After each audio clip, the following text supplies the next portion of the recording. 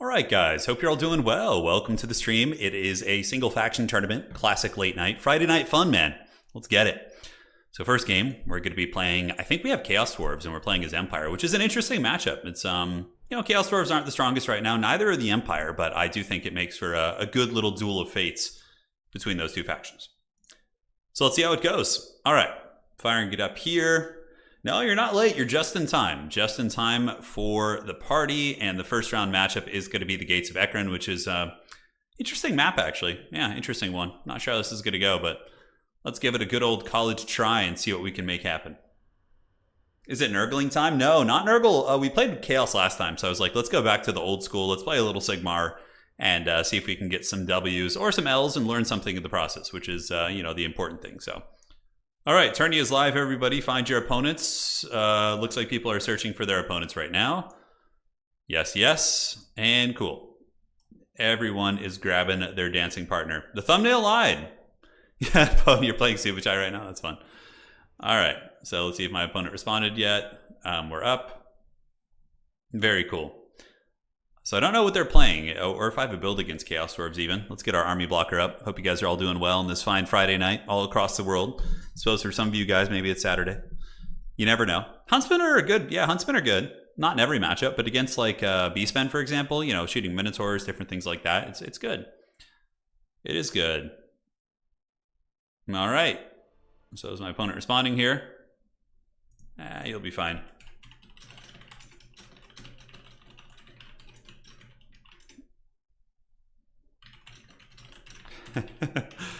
All right.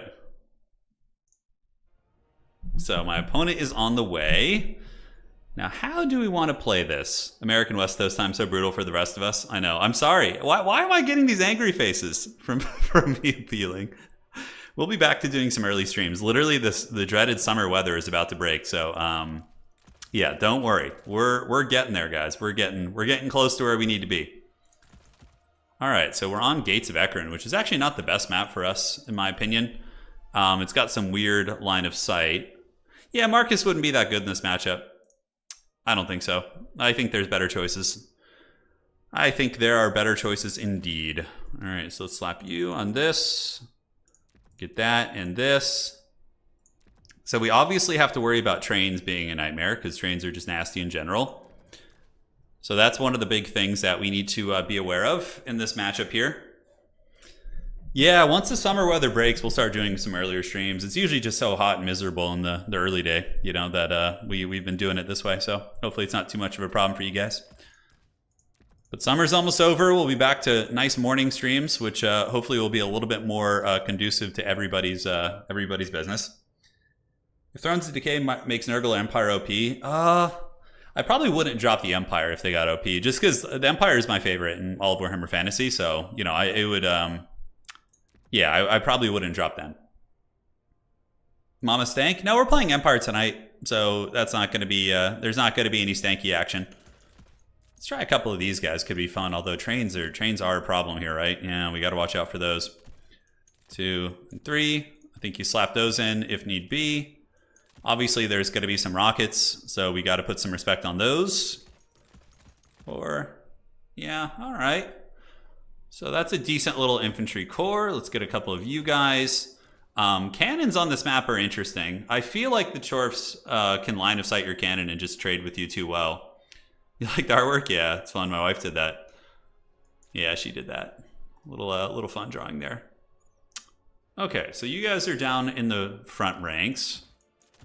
Chowie, how are they going to win? With like trains? Yeah, that's probably like their best bet, honestly. Get a little bit crunk with those. You see Toddy coming. Toddy's okay against Chorfs. He's definitely not bad. He can make him put some respect on their name there. We'll do this. What do we got to worry about? Bull Centaur rushes? Would Bull Centaurs actually be that threatening to us? I don't know. I don't know if they would. All right, so let's get you on this. Cut that. I think 3 of those is fine. We got the cavalry. I really want to bring some cool artillery. I really do. Like a steam tank would be interesting here. The Deathstreak rocket launchers, it would just give them too much value. They would just be feasting on your souls. You'd have a pretty bad time. That is for sure. All right, so this, and then get a couple of you guys in reserve. Let's slap some of you guys in just because they're super badass. Bring the People's Hero, the Mighty Mustache. I actually have some matchups in which the Mighty Mustache would be good. In this one, he wouldn't be, because if they go for like a huge Baeltor's character, they're really going to bully the hell out of you. You're going to have a bad time. So I don't think that that is the way to do that. All right, so that's fine in reserves. Let's get a couple more of you guys. The army is being fine-tuned. The state troopers are almost at the ready, General. And do we want like a mortar for any reason? Would a mortar even be that good against them? I mean, the Death Ray rocket launcher would probably just snipe it, but I don't think having a mortar is like the worst idea in the world. All right, so let's like slap one of those in here for starters. A little bit of ranged DACA support, perhaps. Okay, and okay, so what are we gonna have to deal with magma cannons and stuff too? Are magma cannons gonna be something my opponent does? I'm trying to scheme what they could bring. Magmas would have line of sight issues on this map though, which is nice, so I don't think we need to worry too much about that. Nope, wrong button there. Alrighty. Let's slap you in. Looking good, and then we can throw that in as our last pick. And any items we want to grab on Balthazar, maybe if we go with him. All right, so that looks fine. I've actually developed a build that's been pretty damn good against the Empire's Chaos Dwarves. Hopefully my opponent doesn't have any inflections of that style of play. I could be in some trouble, actually. There is a way that Chorfs can really, really give Empire the business. But we'll see if they end up bringing it. That's the question.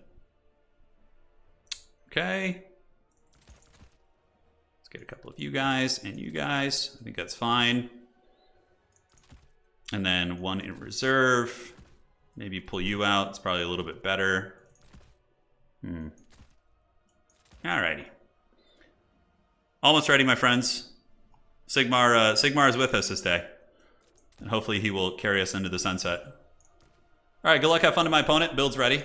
Let me see if there's any adminning stuff before we start.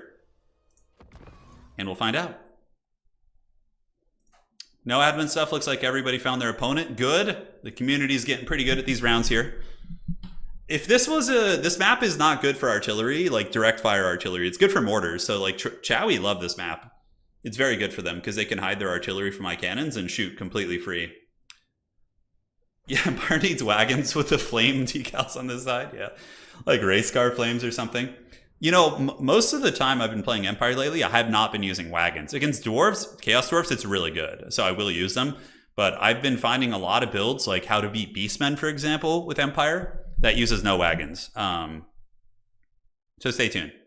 The Mighty Bull Centaur Chieftain. Yeah, he's a problem. He can be a problem, for sure. All right, good luck, have fun. Here we go, baby. Here we go.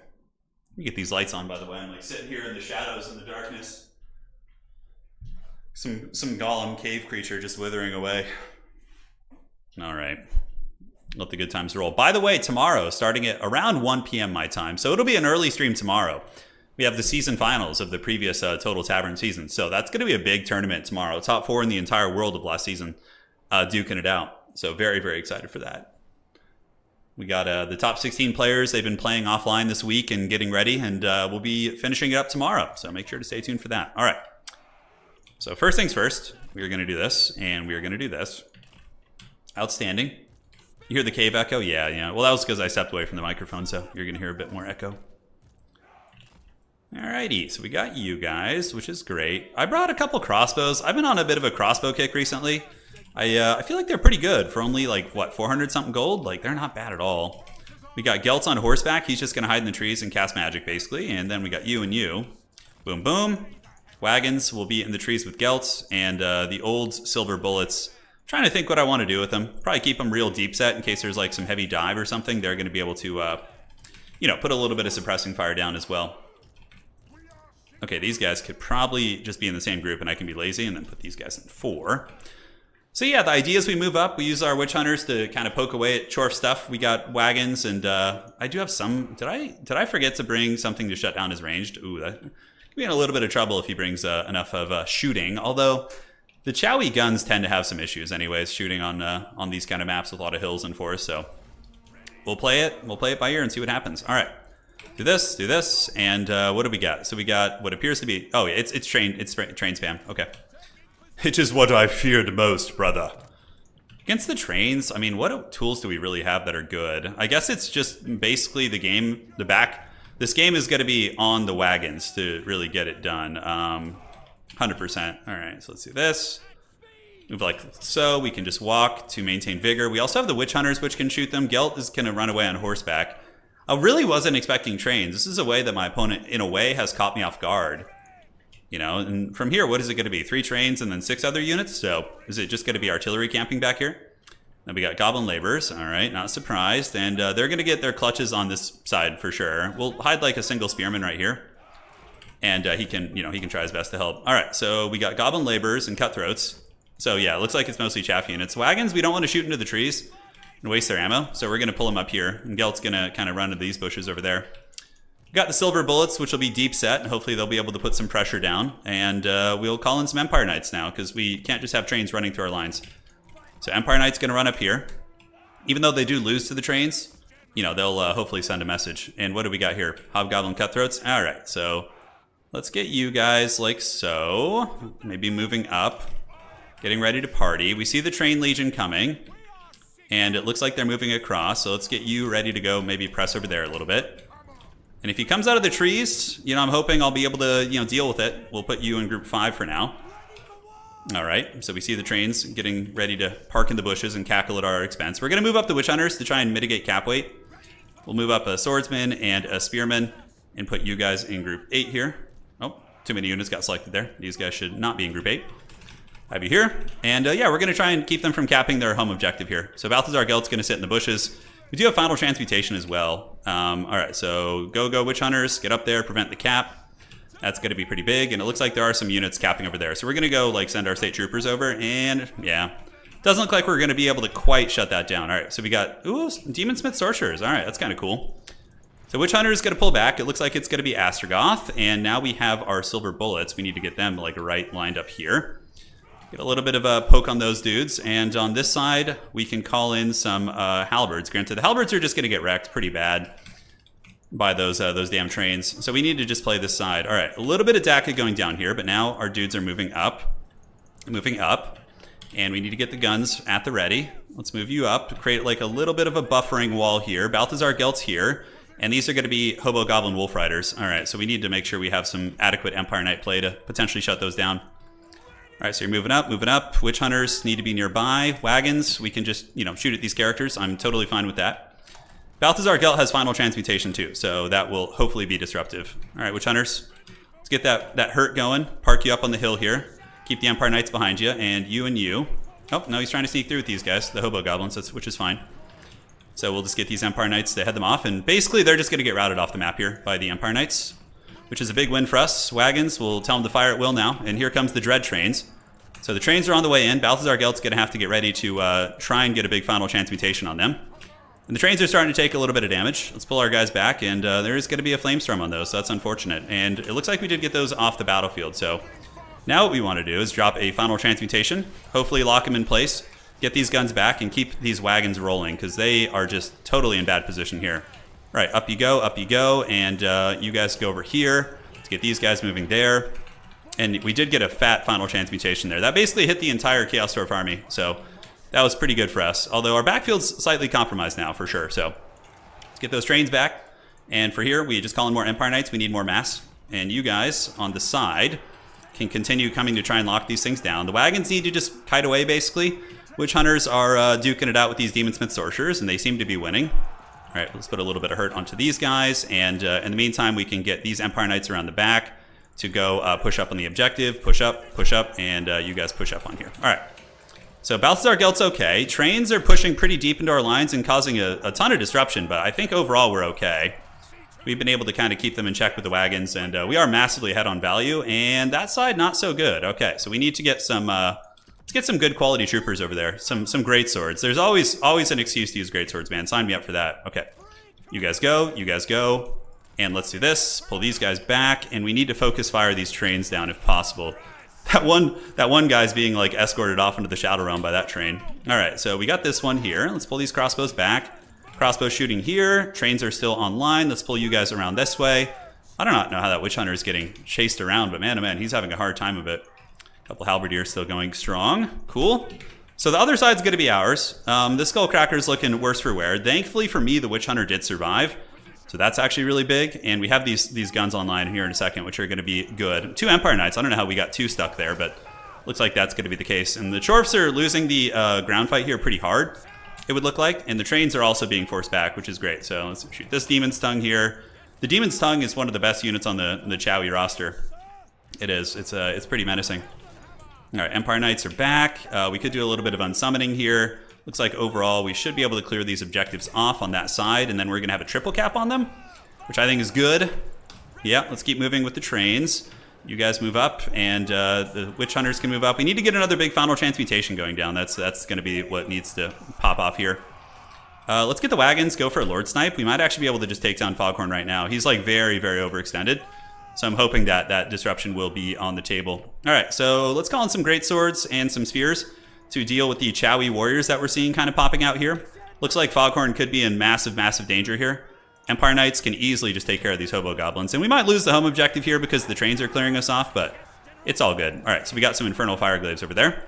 I don't want to use my Final Transmutation until it's time to... let's actually shoot you. Yeah, he's got the healing on those things, which is a bit of a problem. Yeah, Foghorn's trying. We see the trains moving in. On this side, the great swords will be there in a second, so let's move up on that point, and then you guys move up here. And then we can just fall back and defend, you know? We're not going to be in such a situation where we need to... Okay, here comes the trains again, and they're very blobbed up. My opponent's moving them all in like one really tight formation, so we could probably nail them with the Final Transmutation and take those bad boys down. Wagon ammunition is going to be something I need to take into account. That could become a problem here. Let's get some Huntsmen. Could have kept him out of Vanguard, but, you know, a little bit of a blunder on my part. All right, so let's do this. And let's hang tight for a second. All right, so we're getting chased a little. We got some hobo goblins on the side. Those trains are all very bunched up, so I'm just going to slap that Demon's Tongue with an overcasted one, and that should be pretty devastating here. Empire Knights coming across. Witch Hunters can keep moving up. Let's get them here. You guys do this. And we did just nail them again with another Final Transmutation, which is going to be brutal. And this side's looking very secure for us. So I think we just park on that point, and then we just pull back and win on 2 and call it a day. All right, crossbows at the ready, General. You guys have done your thing. Let's shoot here. The trains are all really low. And Foghorn's being unsummoned, which is fine. He's off the battlefield, so like mission accomplished, right? Empire Knights, yes. Let's call you guys in. Let's go. So overall, the trading, I would say, is going pretty well. Great swords can hopefully finish those guys off. Let's shoot the Demon's Tongue, the Skullcracker here. Witch Hunters still blasting away, and we need to get some State Troopers on top of those. We could even get the Witch Hunters in combat against these guys. Yeah, it wouldn't be a bad idea. Gelt needs to just kind of lurk in the tree line nearby. Move up with great swords, move up with spears. We're being chased off on many fronts. It's a little bit, this map's a little bit dark. It can be hard to tell what's going on there for sure. These great swords, we're going to hide in the trees, and yeah, that way they don't get hit by the flame cannon there. All right, so we're massively up in value here. Let me turn my game sound up a little bit. And let's get the spearmen moving up. The train cheese continues. And see, that's the thing. To beat Empire, in my experience, I haven't been using trains, which has been kind of a bit of a godsend there. Let's shoot that Skullcracker. Let's get those wagons up. These Empire Knights are here. Start shooting at you. Gelt's going to save up for another big AoE punishment. And yeah, there we go. These Demonsmith guys are really, really beat up. As a matter of fact, we're just going to take this objective. Most people just always move their trains together in like one big Death Star, so it makes them really vulnerable to being popped in the face by, let's make some spearmen. Yeah, to being popped by the, what's it called? By the Final Transmutations here. Because now we're just going to get another one probably, which is going to be pretty nasty. Great swords made it up to the point, outstanding. Trains are very low, no Lord here on the battlefield. Let's unsummon you. Do some unsummoning and unsummoning. Yes, yes. Huntsmen move up. Empire Knights move up to support. And there are some hobo goblins coming into the point here. Let's move these great swords back to make sure we don't lose it. And Balthazar Gelt, can we do another overcasted one? We can, but the trains are split up now a little bit, you see. Okay, so one is down. The Demon's Tongue is still very much alive. We have Huntsmen. Anti-large attacks will still be somewhat relevant. Let's pull these cavalry back to make sure we don't get popped in the face too hard here. And yeah, the great sword should stabilize that. Although, yeah, we got 2 spears rolling up. That should be enough. See if we can force another blob fight. All right, guard mode. Rip shots into that thing. Do we have another Final Transmutation? We do. So let's do that. And that should honestly finish this thing off. We'll even get Gelt going in there to fight it. All right, Gelt, let's go, baby. Let's get it. Witch Hunters, get into combat versus Fireglaves, shut them down. And the train is going to be most likely going down here. All right, so clearly some guys trying to slip into the backfield here. We're not going to have that. Sigmar is not going to allow it this day. Let's get more Empire Knights coming up to prevent diving. And we got it. GG, baby. Let's go. Sigmar bless. Sigmar bless his ravaged body. Yeah, so the trick against Empires is not to go single entity spam. For me, I've been using a Foot Lord, a Foot Burning Headcaster for the Chaos Dwarfs and going really wide with Chaos Dwarf Warriors and then using, yeah, a combination of different artillery pieces. It really depends on the map, but GG well played. GG well played. All right. Yeah, the trains fell off the rails a little bit. So that's going to be game 1 in tonight's tournament for Sigmar. Greatswords are actually not as bad as I've been kind of giving them credit for. In the right matchups, under the right circumstances, a greatsword can be a nice addition to your army. I mean, they beat a Zangor decisively. They can beat a Chaos Warrior. Not a Chaos Warrior great weapon, but a basic Chaos Warrior. So there's a lot of things they can do well. They can do well for you. All right, Empire versus Chaos Dwarves. And here we are. All right.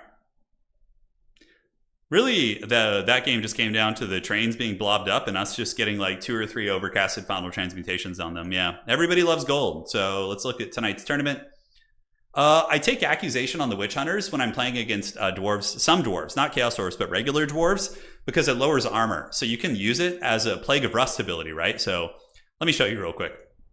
Witch Hunters are awesome, by the way. They're really, really good. They're really nuts. But yeah, what you do is you use accusation on like a dwarf warrior and you have your crossbow snipe them. So then they have less missile resist, they lose physical resist, they lose armor, and they get melted really quickly. So yeah, it's pretty cool, man. It's pretty cool. I like that build against Chaos Dwarfs. We'll save that for now as like a template. All right, so Empire versus Chaos Dwarfs. Great. I was happy with that. I think mixing in maybe some Outriders with long rifles could be nice. Have them come in to like snipe the trains and different things like that. Accusation could have helped against the trains. It's true. It certainly wouldn't have been terrible. I was really cutting corners financially that game though.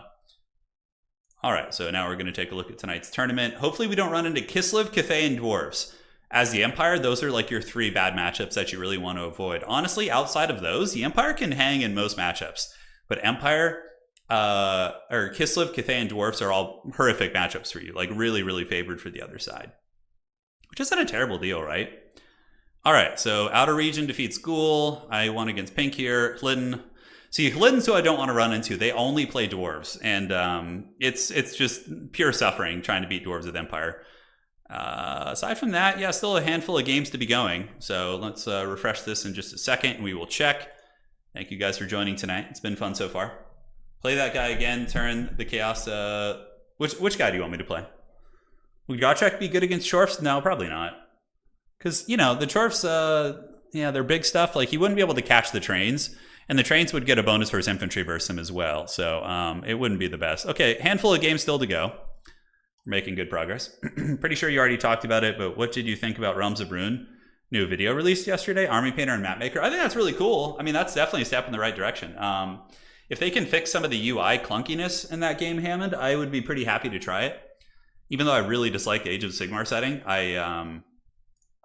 yeah, I would still give it a try. If it was like a good proper RTS with, you know, good controls. It would just felt clunky when I played it.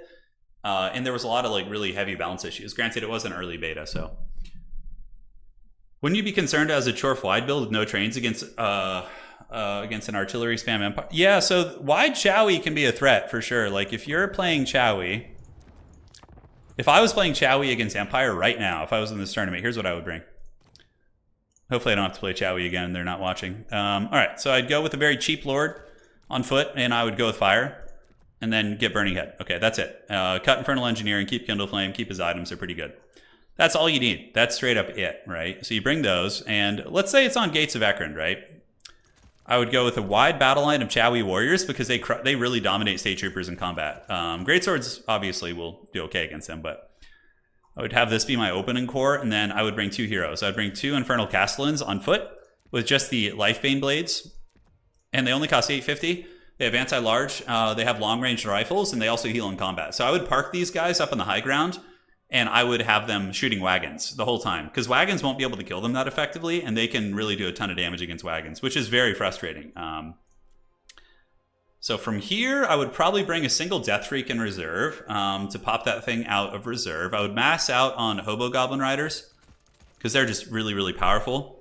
As far as shooting goes, Fireglaves can be okay against the Empire. Like, you can slap one in your opening army and you won't, have the worst time in the world, but we'll get the Goblins out there just to go very wide. And I would definitely try and grab the 2 objectives right out of the gates and make some sort of an effort to hold them. What do you think about grand strategy multiplayer? I like it. Yeah. I like real-time strategy the most. Like that heated action is definitely what I'm all about. But yeah, I don't hate it. All right, so from here, you got your goodies. Maybe throw 1 Fireglaive in reserve there, and then I would just have 1 last Hobo Goblin to go over to the other side. The one thing this build would be very weak against would be Sunmaker Empire, which isn't very common anymore, so you're kind of hedging your bets against that. But, you could potentially take out Sunmaker Empire by getting Hobo Goblins around, but that's still not easy. It'd be tough. So as far as the Cav variants go, I would bring 1 Bull Centaur Render with a shield because it's going to mitigate wagon DPS and also be a pretty reasonable fighter as well. As a pro gamer, I'm glad to hear it. Yeah, I'm glad to hear it. What else do we want to bring? Any trains? I don't hate the idea of having a single train in reserve, like a Skullcracker, just to pop out and clear off an objective, something like that. Maybe 1 sneaky get. Just have Vanguard cap weight at a very speedy rate. And yeah, it's starting to look relatively okay here. The Skullcracker could definitely have cleared off my side objective if I didn't have my wagons over there. It wouldn't be a whole lot I could do against it. The question is, how do we deal with Sunmaker? I guess Sunmaker might not, if you spread out enough, it might not do that much damage to you. But this would be kind of on a Gates of Ekron type map, what I would do. Probably wouldn't mess with any more laborers. Cutthroats get wrecked by state troopers, so I don't feel that's worth it. None of the monsters are really worth it. You already have your Death Freak, which you summon around a corner, and then you have it shoot at wagons or any mounted character, even Balthazar Gelt. It can do some good damage there, and you can throw in 1 Blunderbuss. Not a bad idea. They really hit hard. They can mow things down. Or a Chorf Warrior with a great weapon would be a nice kind of finishing touch to this build. You get a Laborer plus that or something. Yeah, something like this. Because this counters wagon. You can also play against Wide Empire pretty well. Greatswords, Greatsword spam could actually beat this, but I think they would be too afraid of bringing Greatsword spam because of the threat of Skullcrackers and your artillery, right? Yeah, absolutely. So just some theory crafting, really. Chorfs can still win games, though, man. They've got some teeth in certain matchups. But yeah, they're very polarizing. There's a lot of matchups that they just suck in, and then there's matchups where they're pretty good. I've been having a ton of success with Chorfs against Beastmen lately, which is weird because they're very meta. All right, 1 game to finish. And we got Mongo versus Sleepy Lion on the bottom. And then we will be advancing on to the next round of tonight's tournament. So I'm just going to go grab some water. I'll be right back, and you guys hang tight.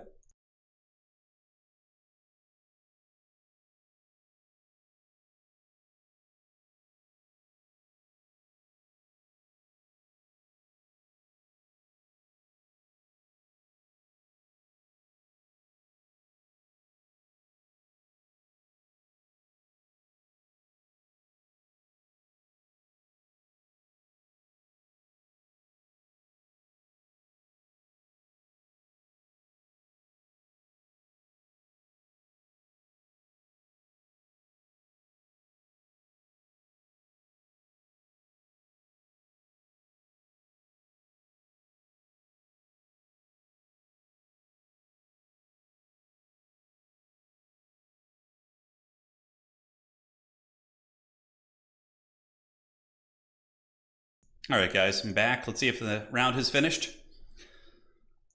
And let's get it.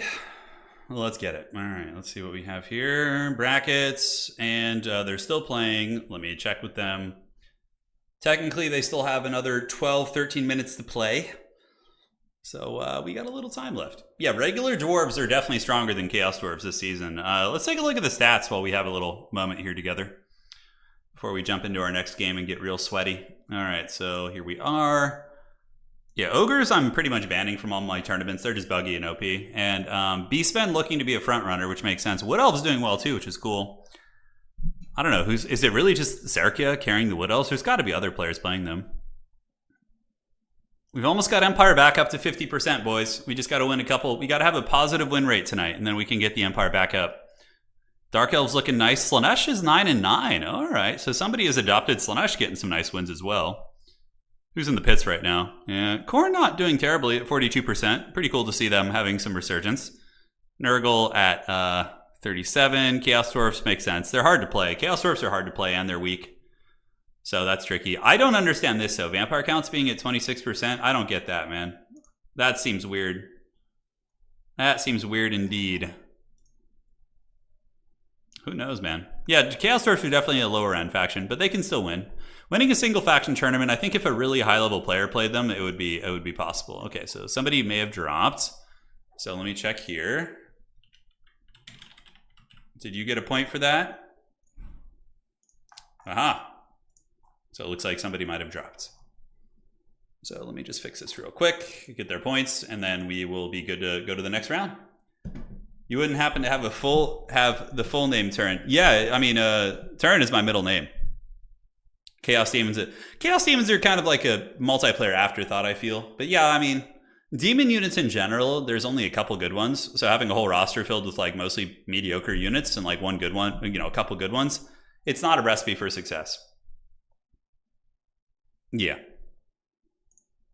I have to say, from vampire counts being overpowered for like years in this game, I still have a sense of like fear when I play against them. Even with their win rate being lower, I'm always like, I feel like I'm on the back foot. You know what I'm saying? All right, so let's advance the brackets. Everything's looking good, and here we go. So advancing Swiss. Hey, welcome to the stream. You're a little late. You only missed one game. We had a fun Chaos Dwarf versus Empire match. And now we have Dustman. All right, so let's get it. So let me find Dustman. The dreaded Dustman. I think he's playing Skaven, which are pretty good. So let me find this. I did practice this matchup the other night, though, so I'm kind of excited to see if we can do it. Round 2 is up. Good luck, have fun. Yeah, Vlad is scary, man. Any Empire man of the Empire who's ever played an Empire campaign knows the suffering that is facing Vlad von Karstein in Sylvania. It's just pure hell. You literally spend like your whole army killing him with like your archers and spears, and then like he just comes back like a turn later. Like, it is I return in your time of need.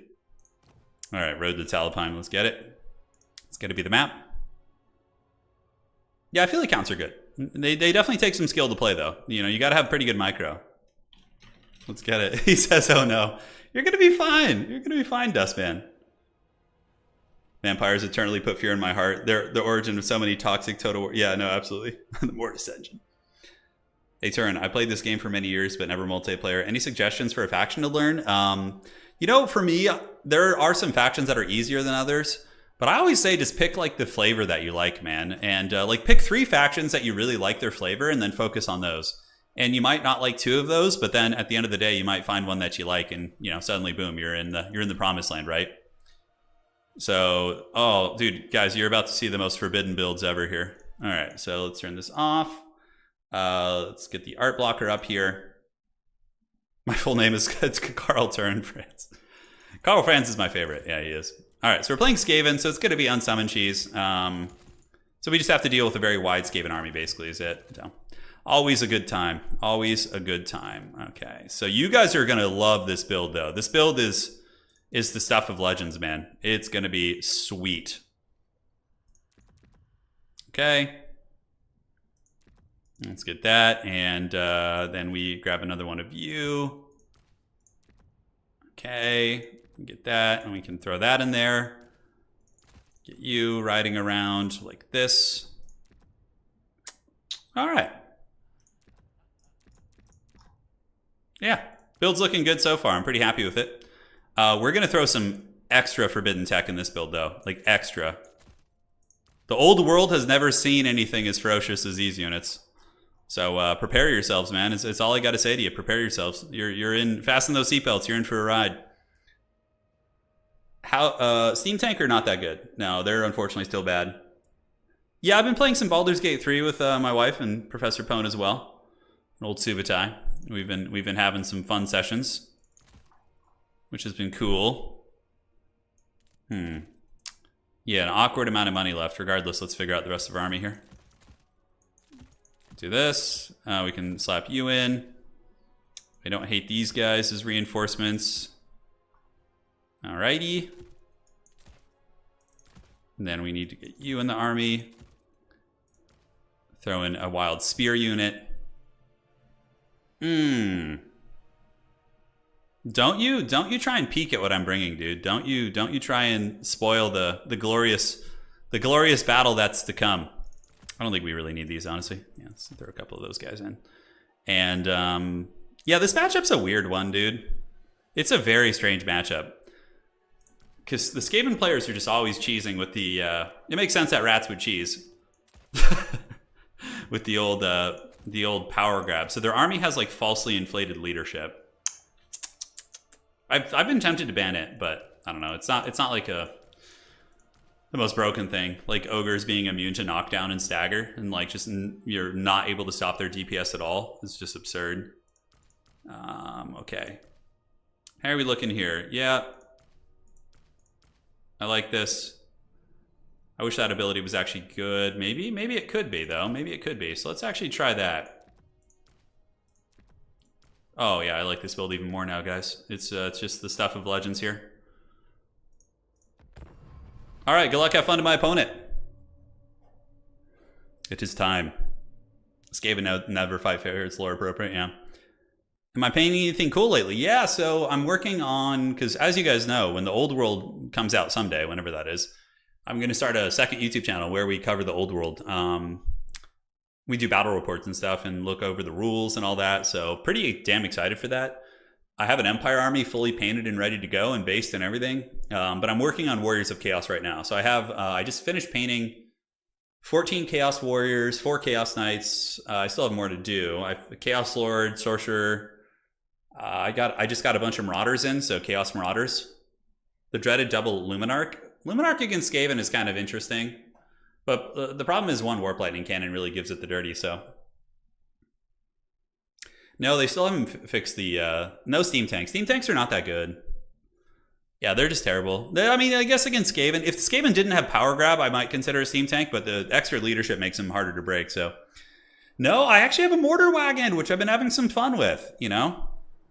Yeah, I've been having a little bit of fun because Skaven can't really shut them down. Like, if you bring Mortars against Skaven, which are actually good against them, they can shut them down with Plague Claw Catapults, but Mortar Wagons need to be shut down in melee or with Warp Lightning Cannons, which you don't really, you know, see that too much. So Warrior Priests have been one of my favorite techs with the Empire lately because they give +8 leadership. So it's kind of like a Grail Relic, right? That can fight. So I've just been getting cheap costed Warrior Priests with the Grail Relic buff, and it really helps my State Troopers fight on the point, which is rad. Who else will we be doing battle reports with? I'm not sure yet. You know, I've met some people around me who are interested in playing the old world, so that's my game plan right now. Sparty has no interest in playing Warhammer Tabletop anymore from what I can tell, so I'm going to be recruiting some local folks to play, and should be great, man. Should be fun.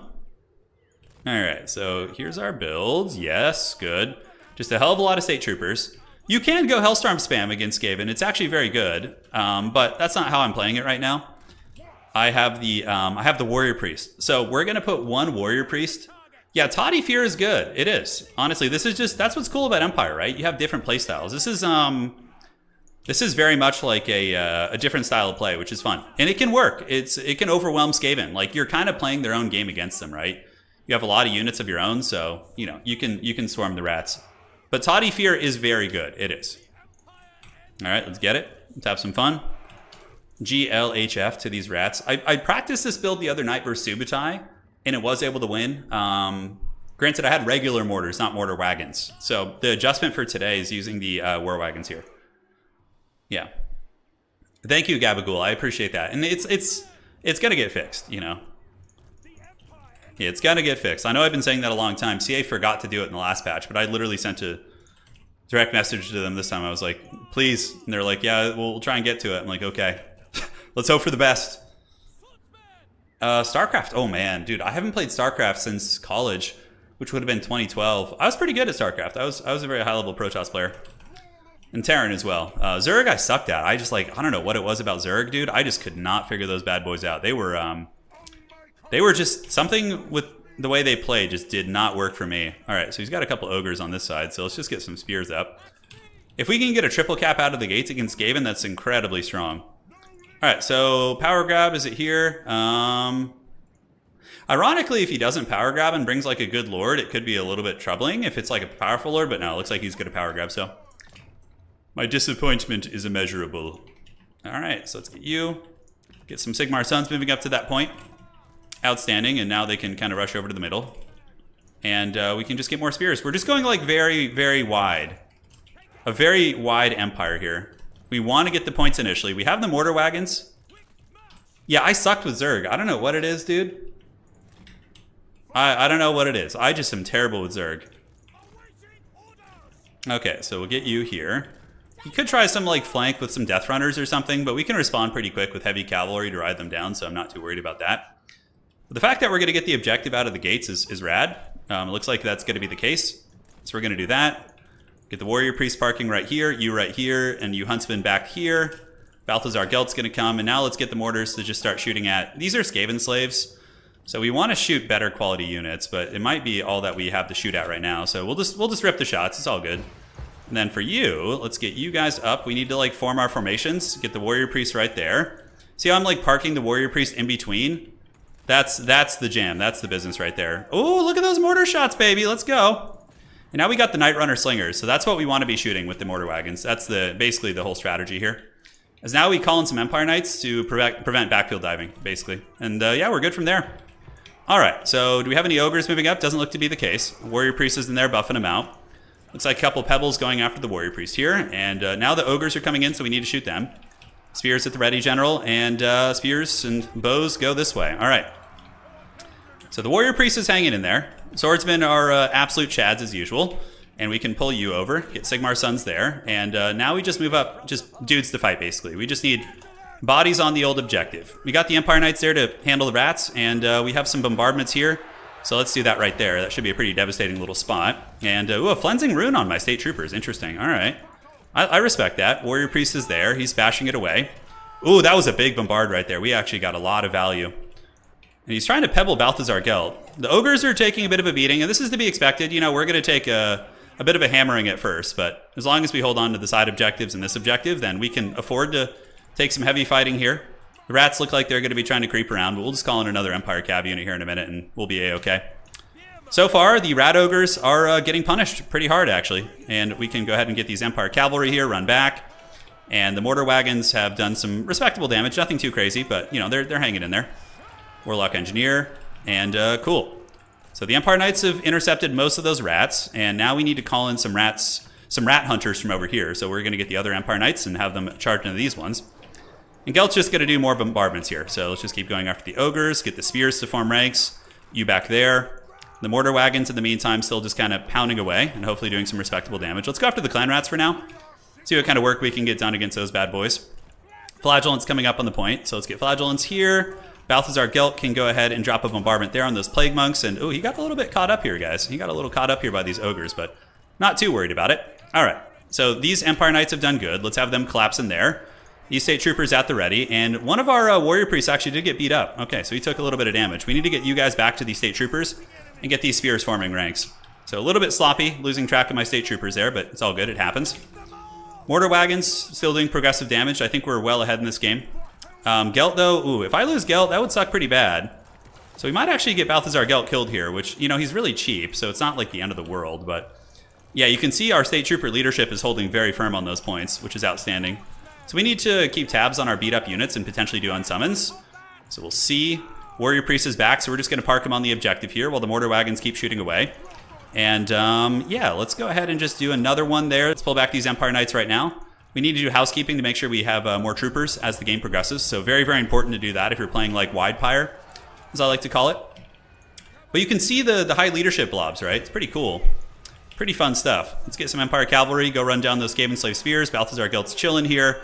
Need you to keep shooting at the ogres, and these huntsmen need to shoot at the rout ogres over here. Because with the rout ogres going down, we can do pretty well for ourselves. So let's do this.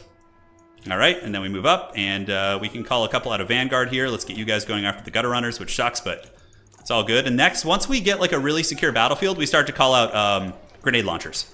That's going to be our next game plan here. So all right, so let's get you guys into the spears.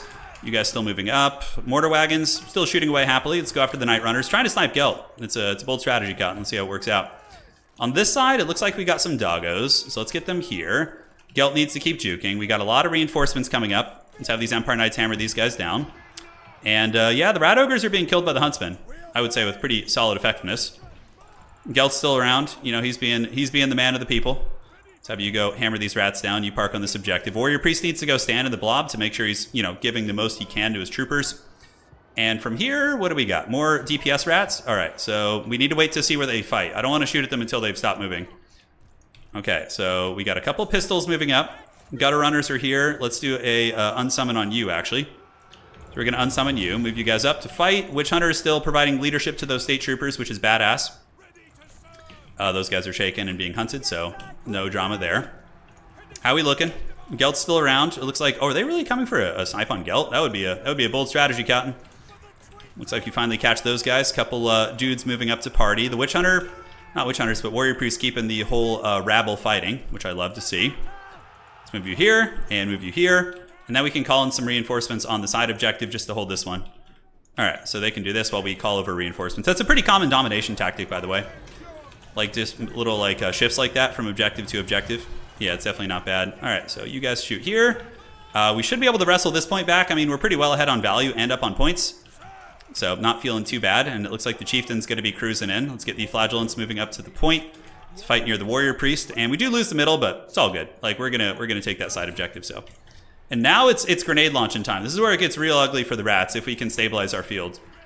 So grenades are out. Do we have any bombards to use there? Okay, so you guys move in and fight. You move in and fight.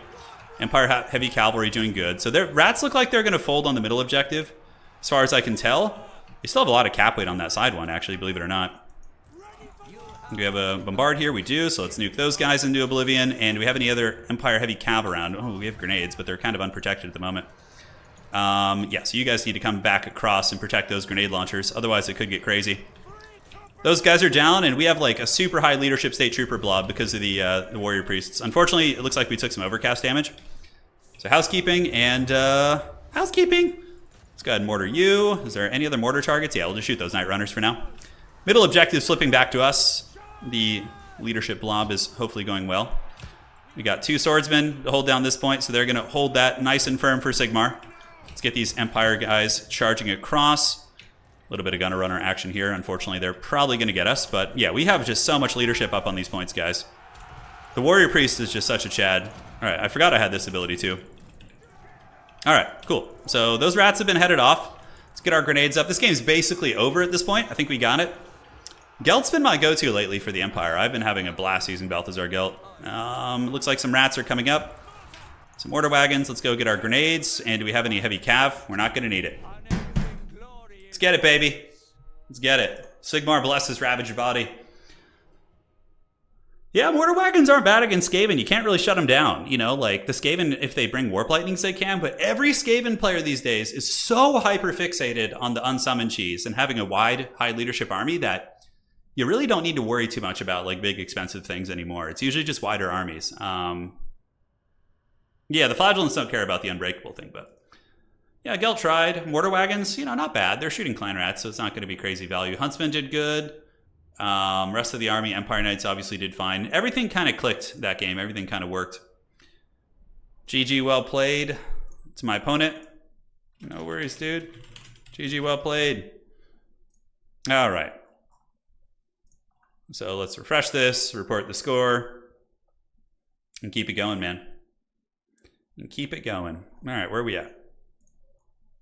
So 1 and 0 here. It looks like we had somebody drop, so I need to make sure to adjust that. And that was Empire versus Skaven.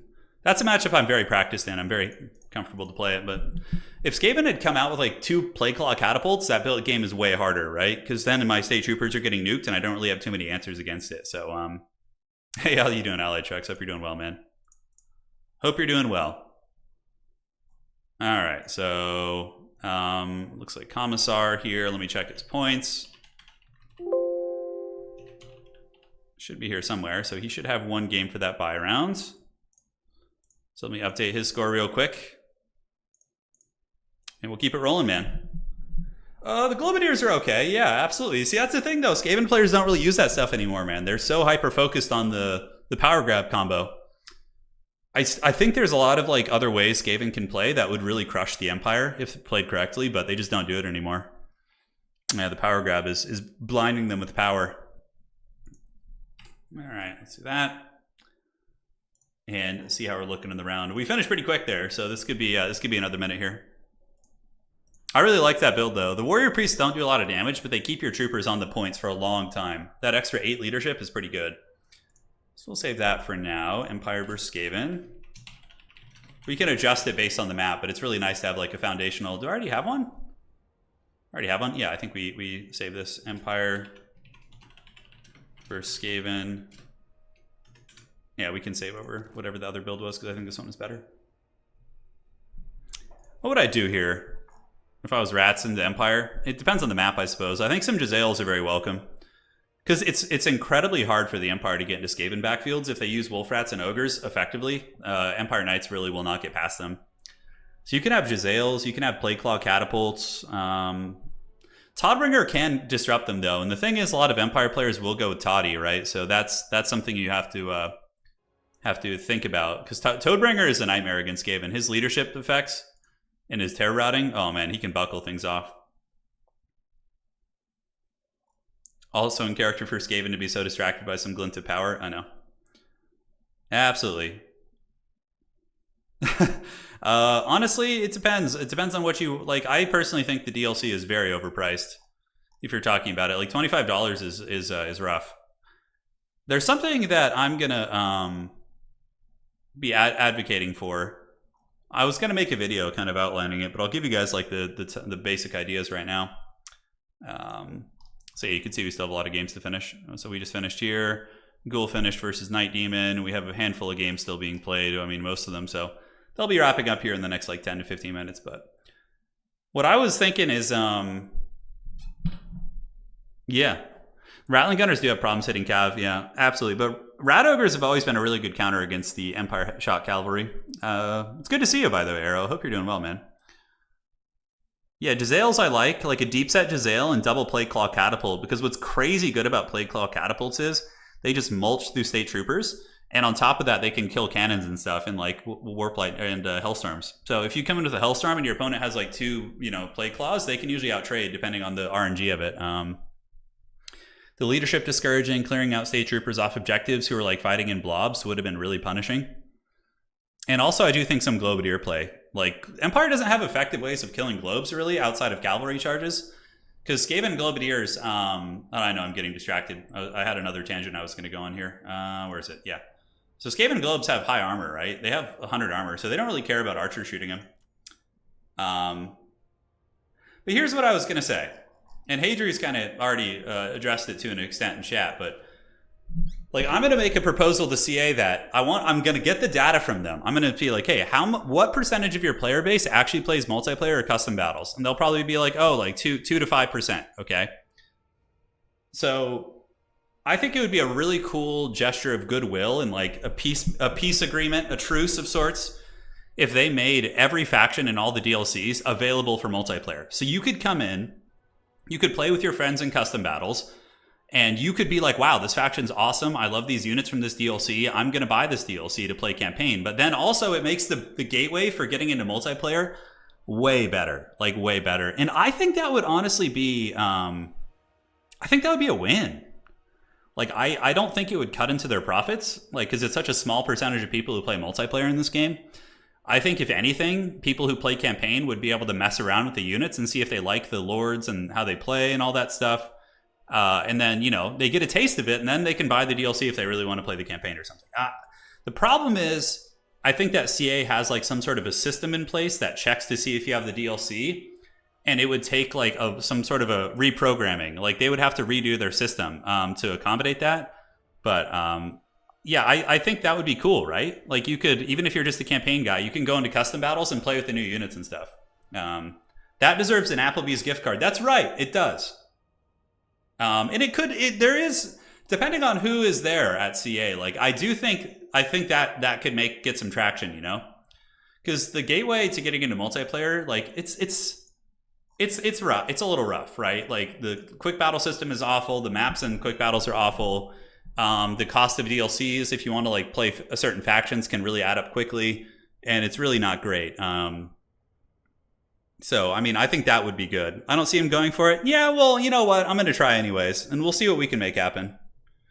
Because they already did that to an extent. They did the Immortal Empires thing. They caved on that. So when the community made a proposal about that, essentially, they did at that point do it, and made if you have Immortal Empires, you get the if you own Game 3, you get the Immortal Empires. Yeah, I don't know. I honestly don't feel like it's that big. Like I don't think they would take any profit losses, and it would be a win. And I think I think it'd be great. But it's a neat idea. There's also an argument to say how many people watch PvP. Then yeah, no, absolutely. Yeah, there's a lot of arguments to be made. CA wants the multiplayer campaigns to be multiplayer mode. Go. Yeah, I don't think. No, I'm not talking for campaign stuff though. You would have to get the DLC to play a campaign.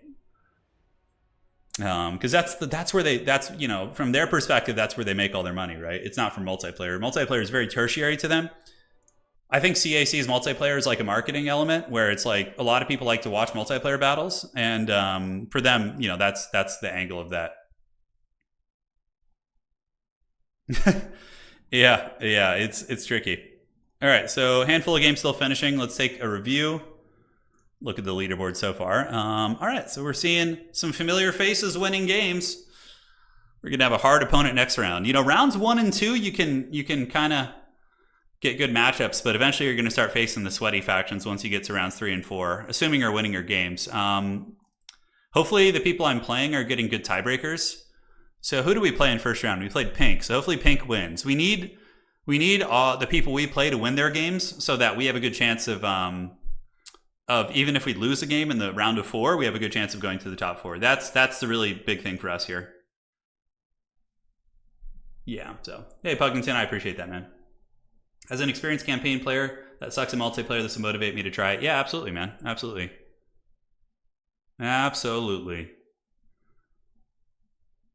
Hey, everything's going good. Yeah, Kenneth, you only missed 2 games. We played 2 matches. We're just waiting for our next round, so we're just kind of like chatting a little bit. Having some good jolly times together here. We're gonna go look at some miniatures right now. Trying to decide what army I want to start after Warriors of Chaos. Probably a Dowie army. Would be my jam, where I get all my fantasy miniatures from. Out in the UK, it takes some time, but oh, okay. Oh my God, look at those dwarven miners! Holy shit! These are like the old. Have you guys seen the old Slayers, by the way? The old metal Slayer models. They're just nuts.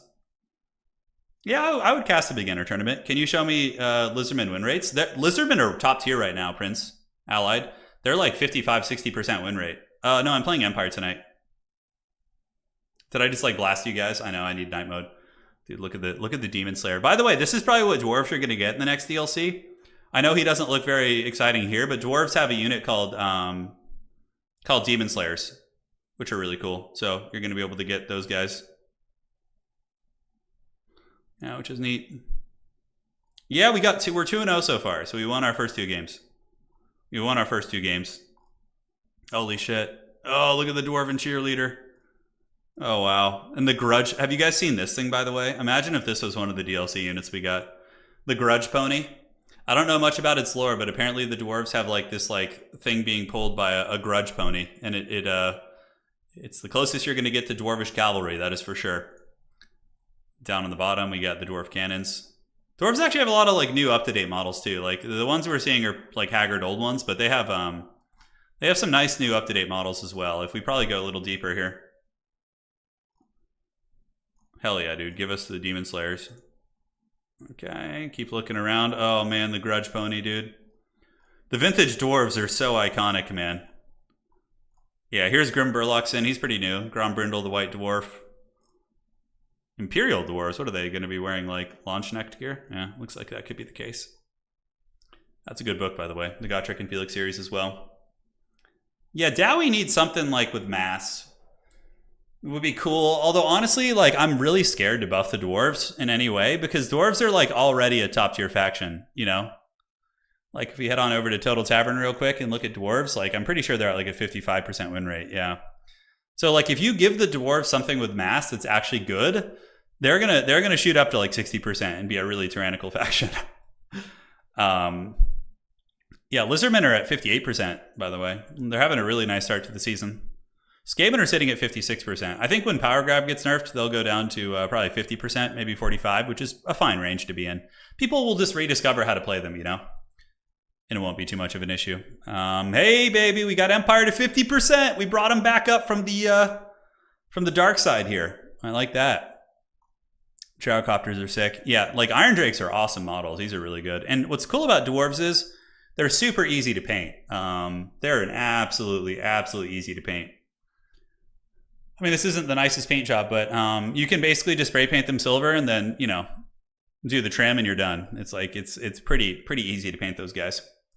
So fielding a cool looking dwarven army very quickly. And, you know, some of them might have capes and things like that. But, yeah. It's pretty fun, man. Dwarves got a lot of neat stuff. Yeah, Dowie are going to be... Yeah, Dowie are always really good at killing meta factions, which is weird. Like, they sometimes struggle against, like, weaker factions that are, like, off meta, but then when you put them against the OP factions, that's when they really just become, like, absolute sausages that just give you the business. Orcs and goblins. What do the old ones look like? I haven't looked through this. Oh, yeah. This would be a fun army, too. Like, Orc Boys... I'd be down to do like a fantasy night goblin army. They would be really easy to paint. Like, look at this. You can literally get like a legion of these little archers for like 20 bucks. Skitter Strand Ragnarok. That would be cool to do like a spider-based army, like an Ragnarok army. But again, we don't have the rules for the old world yet. So I'm like really hesitant to pull the trigger on like niche armies like that because I want them to actually be playable and not just be like awful, right? That's cool. Like an ice orc shaman. That's kind of a cool idea. Oh, I love the pigs. The old school boar boys are just hilarious. They actually have new models that are good too, but look at those hogs. Look at them hogs, boy. They're ready to go. Honestly, dwarves they're good in multiplayer, dude. They're good, Reginald.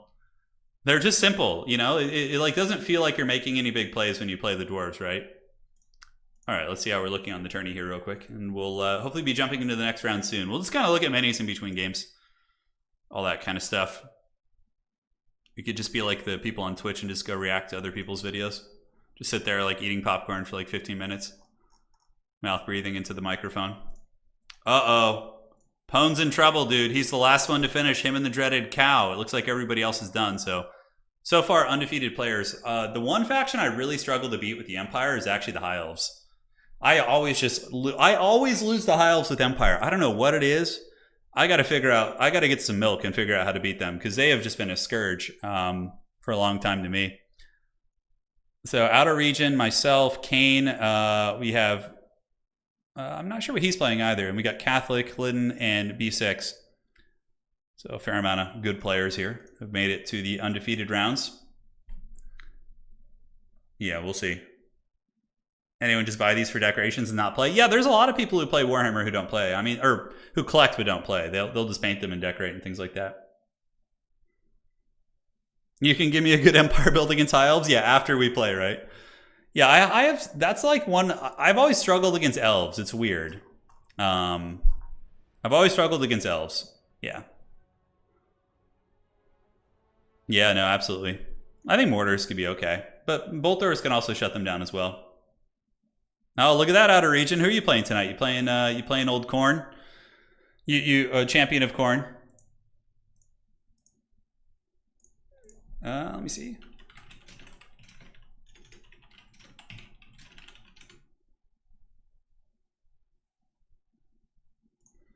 And is Pone done with his game? Thank you so much for the donation. Legamus. Like some more fleshed out roster for the Tomb Kings. Oh, you're talking some like half rotten Tomb Kings? Some Tomb King soldiers, the mortuary cult, you know, didn't quite finish on there. Okay, let's refresh this. Years of bashing the High Elves, and look, you know the reason I bash High Elves is because I secretly fear them. That's what it is. All right, yeah. So it's just Pone's game. It's just Pone's game, and we'll be good. All right. Oh, he's done. Cool. So you just got to report a score. I was brainstorming Empire versus Ogres. You know, interestingly enough, the Empire could beat the Ogres if they weren't so buggy. It's like. The thing about the Ogre Kingdoms is that they're immune to staggering effects. They're immune to being knocked down. Therefore, they never lose any DPS from being staggered in combat, nor from being knocked down. And number two, when Ogre Kingdom's units hit you and send an infantry unit flying, they have like a weird bug where they cause fall damage on the targets they're hitting. So Ogres are just like, we'll see what their meta looks like once those things get fixed, honestly. Outer Regions playing Kislev. I have yet to really beat Kislev with the Empire, so that would be an interesting one to see what we can make happen here, because that matchup seems pretty cursed. The Kislev is like has all the stuff dwarves do, but even more. They're even stronger. Empire vs Ogres game. Yeah, I saw it. It was a good game. It was a good game. It was a great game, man. No, yeah, Empire can beat Ogres even in their bug state, but it's just not fun. Yeah, Ostankia is broken. She's really broken. I honestly, she's like really a problem. It's her casket because it shoots in combat, so she just like sits there and it like shoots and it does a lot of damage against SEs also. It's your B-Day today? No, my birthday was back in July, man. It was a couple months ago. Yeah, the Kadai Destroyer sucks, dude. It's a trap. I don't know what sucks so much about it. They could honestly just make the Kadai Destroyer unbreakable, and I think nobody would complain. It's just like, make it like, you know, the Bear. By the way, Pone, one of you guys needs to report the score for your game, because I can't advance the round until that happens. The Arwar Kislev Archers need to be nerfed. They need 100 gold cost increase. All the Akshina Ambushers need a cost increase, and they also need to lose charges of their net and only have one charge, because 3 charges is just stupid. With no conditions, it just recharges. And on top of that, why do they have armor piercing? They're literally wielding like a cutlass. It doesn't make sense. They just went off the rails with some of those Kislev units. You can beat Kislev with a couple of factions. I actually have been beating them with Coast, interestingly enough, in a handful of games. But yeah, it's incredibly hard. It's incredibly hard. All right, so now let's go ahead and advance the Swiss to the next round. All right, it's time, baby. Let's fire it up. Who do we got? Hey, we got a gentleman named B6. I have no idea what he's playing, but we'll find out. B6. Hey, look how fun. All right. Let's get it in there. Let's see how this game goes. And I don't know who we're playing, but our next round is up. So we are on Itza. It's me. It's an okay map for the Empire. It's definitely not the worst. We'll see what our opponent's going to be bringing to the table, though, and get the Sons of Sigmar ready to go. There's some forbidden Sigmarite tech I want to show off tonight, so I hope he's playing one of the factions that it's good against. Yeah. This is my new birthday today. Okay, fair play. Fair play, I'll take it, man. Nothing wrong with birthdays. Getting old and crusty, man. 35. I remember playing Total War tournaments when I was in my 20s. It's been a long time. All right, so let's see. My opponent's on the way. Yes. Got the hosting up. Good luck, have fun. So we will play as far as we get tonight, and then if we do lose, and we don't, we get knocked out or we don't make it to the top 4, then we will cast from there. Let's get it, man. Let's get it. All right. So is he playing Rats? It could be Skaven again, which would be interesting to test the build. Granted, you might have seen the stream and know my build and could adjust, but happy 50th birthday. I know. I feel like it sometimes, dude. I feel like it. Yeah, the Kadai Destroyer needs some stuff. Oh my god, another Skaven, huh? Okay. So we're going to switch up the build a little bit since, he might know what my build is, so we want to do that. Let's do Empire versus these guys to get our template, and then we can do some adjustments as we go through. All right, so let's cut that. Let's get this, and we cut that and get this. Looking more or less fine. Yeah, I don't know. Maybe that could work, actually. Maybe that could work. Like the I did like the Huntsmen. I felt like they were pretty essential for taking down some of those trolls. Flagellants, of course, pretty good at moving up on points. Itza is definitely a map that can get crazy really, really quick. I didn't want to play Skaven again. I wanted to show you guys some tech against Beastmen, but I don't know how the Beastmen players are doing. I don't know how they're doing. The Ubers are like 5. That would be fun. I mean, you could bring a Witch Hunter, a Witch Hunter, a Bright Wizard, and I don't know. You could bring like a General of the Empire and call him Marcus Gruber, and that would be like about as close as you're gonna get. That would be about as close as you're gonna get. I don't hate this idea. I don't hate it. So maybe we do that, call you out. I don't know about their DPS last game. I don't know about the DPS, how good it was. Empire Knights are just so solid in this matchup, man. They just do such good work. They really hang in there for Sigmar and do them proud. Is there any other sneaky sneakies I want to bring in?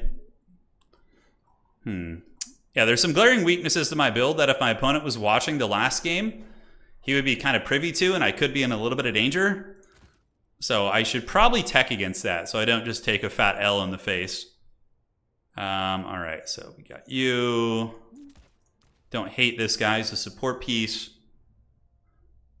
Bring Gotrek and Colin Barden. Yeah, I mean, we're getting there, right? We're getting there in terms of the role playing. Yes, I need to have some forbidden tech here just in case. What could they bring? Yeah, that would be a bit of an issue, I suppose. These guys could be put on that, which make them a little bit more resilient. What stats do they lose? I guess they just get more stats overall. That would be pretty fun if you could bring the Ubersreich 5. That would actually be really cool. That'd be a lot of fun flavor there. Yeah, that could be a thing, I guess. Yeah, Skaven really don't get too creative with their play these days. Don't know how much we need to worry about that. Protecting more in the backfield is always something I don't want to be doing. Okay, you guys, and almost ready, my friends. Almost ready. I think you have to max out on Empire Knights here. I just feel that they bring so much to the table and are so solid. You really, really need those Empire Knights. Almost ready. Toddy with a Firecaster is the meta. That's been the go-to for a long time. It's very disruptive. Burning Head is nasty against Skaven. It's very, very, very punishing. All right, my opponent's not ready yet. Let's pick a cool banner. Let's go with Nordland here. That'd be fun. Get a little pirate ship action, or long ship, not pirate ships, but close enough. 100 gold left. So let's get the. I want to get that. Is there any abilities I want to bring? We can bring the lore passive here. It's going to put us down to 0. And then we can get another one of you. Alrighty. Good luck, have fun, man. I mean, I don't know. What could they bring that would be really punishing? I'm trying to scheme it out. I'm trying to figure out what it's going to be. Yeah, Hammer and Anvil is good against Skaven, absolutely. Steam Tank just gets beaten on by Rat Ogres. They just like surround it and just start, giving it the old beatdown, which doesn't feel great. Definitely does not feel great. Man, 800 gold for that unit? God damn. God damn. It's expensive. All right, so we didn't change it up too much. We brought some similar elements because, it worked. And let's play more or less what we played last game against Skaven, but let's see. If my opponent's able to beat me and find some tech against me, it's going to be a really good lesson for how we can adapt our playstyle versus them and balance it out in the future, right? Blazing Suns aren't really necessary. They're just expensive. Blazing Suns in some matchups are really good, but like Knights, you don't need that much to run over Skaven infantry. Like an Empire Knight gets the job done, And they also, I think Empire Knights have better melee defense too, which is pretty funny. Who's the actual best Skaven Lord for multiplayer? I would say Skrulk and Ikit. Yes, those two I would say are contenders. Like Skrulk is really, really good. Like that's the thing. If my opponent brings like an actual Lord, my build is designed to beat the power grab cheese. So if they do something more traditional or not like old school Skaven, I could be in trouble. So yeah, we'll see what happens. Bring in a couple Skaven characters or something like that. It smells like Warpfire and gunpowder. Indeed it does. Smooth tournament tonight. Thank you guys all for joining. It's always fun hanging out with my pals on a Friday night. And let's fire it up. Let's get it. So yeah, similar build. We have some adjustments on the back end. Not too many, but some. Swordsmen are obviously badass. And we have the Warrior Priest, but we changed up their itemization a little bit. So the Warrior Priests are going to have some slightly different items. Fighting's going to take place in the middle of the map. That's going to be where it's going to go down. We can send a contingent of troopers up to the top. I do like pressing Skaven with like a triple cap. To me, that feels pretty solid. So let's get a Warrior Priest and get a Warrior Priest here. So the Warrior Priests are going to be mixed in the ranks. Again, to provide leadership, we got Gelts. Couple huntsmen here because they're awesome against route ogres and also pretty much can't be bombarded until the fighting really starts. We'll throw one spearman back behind them.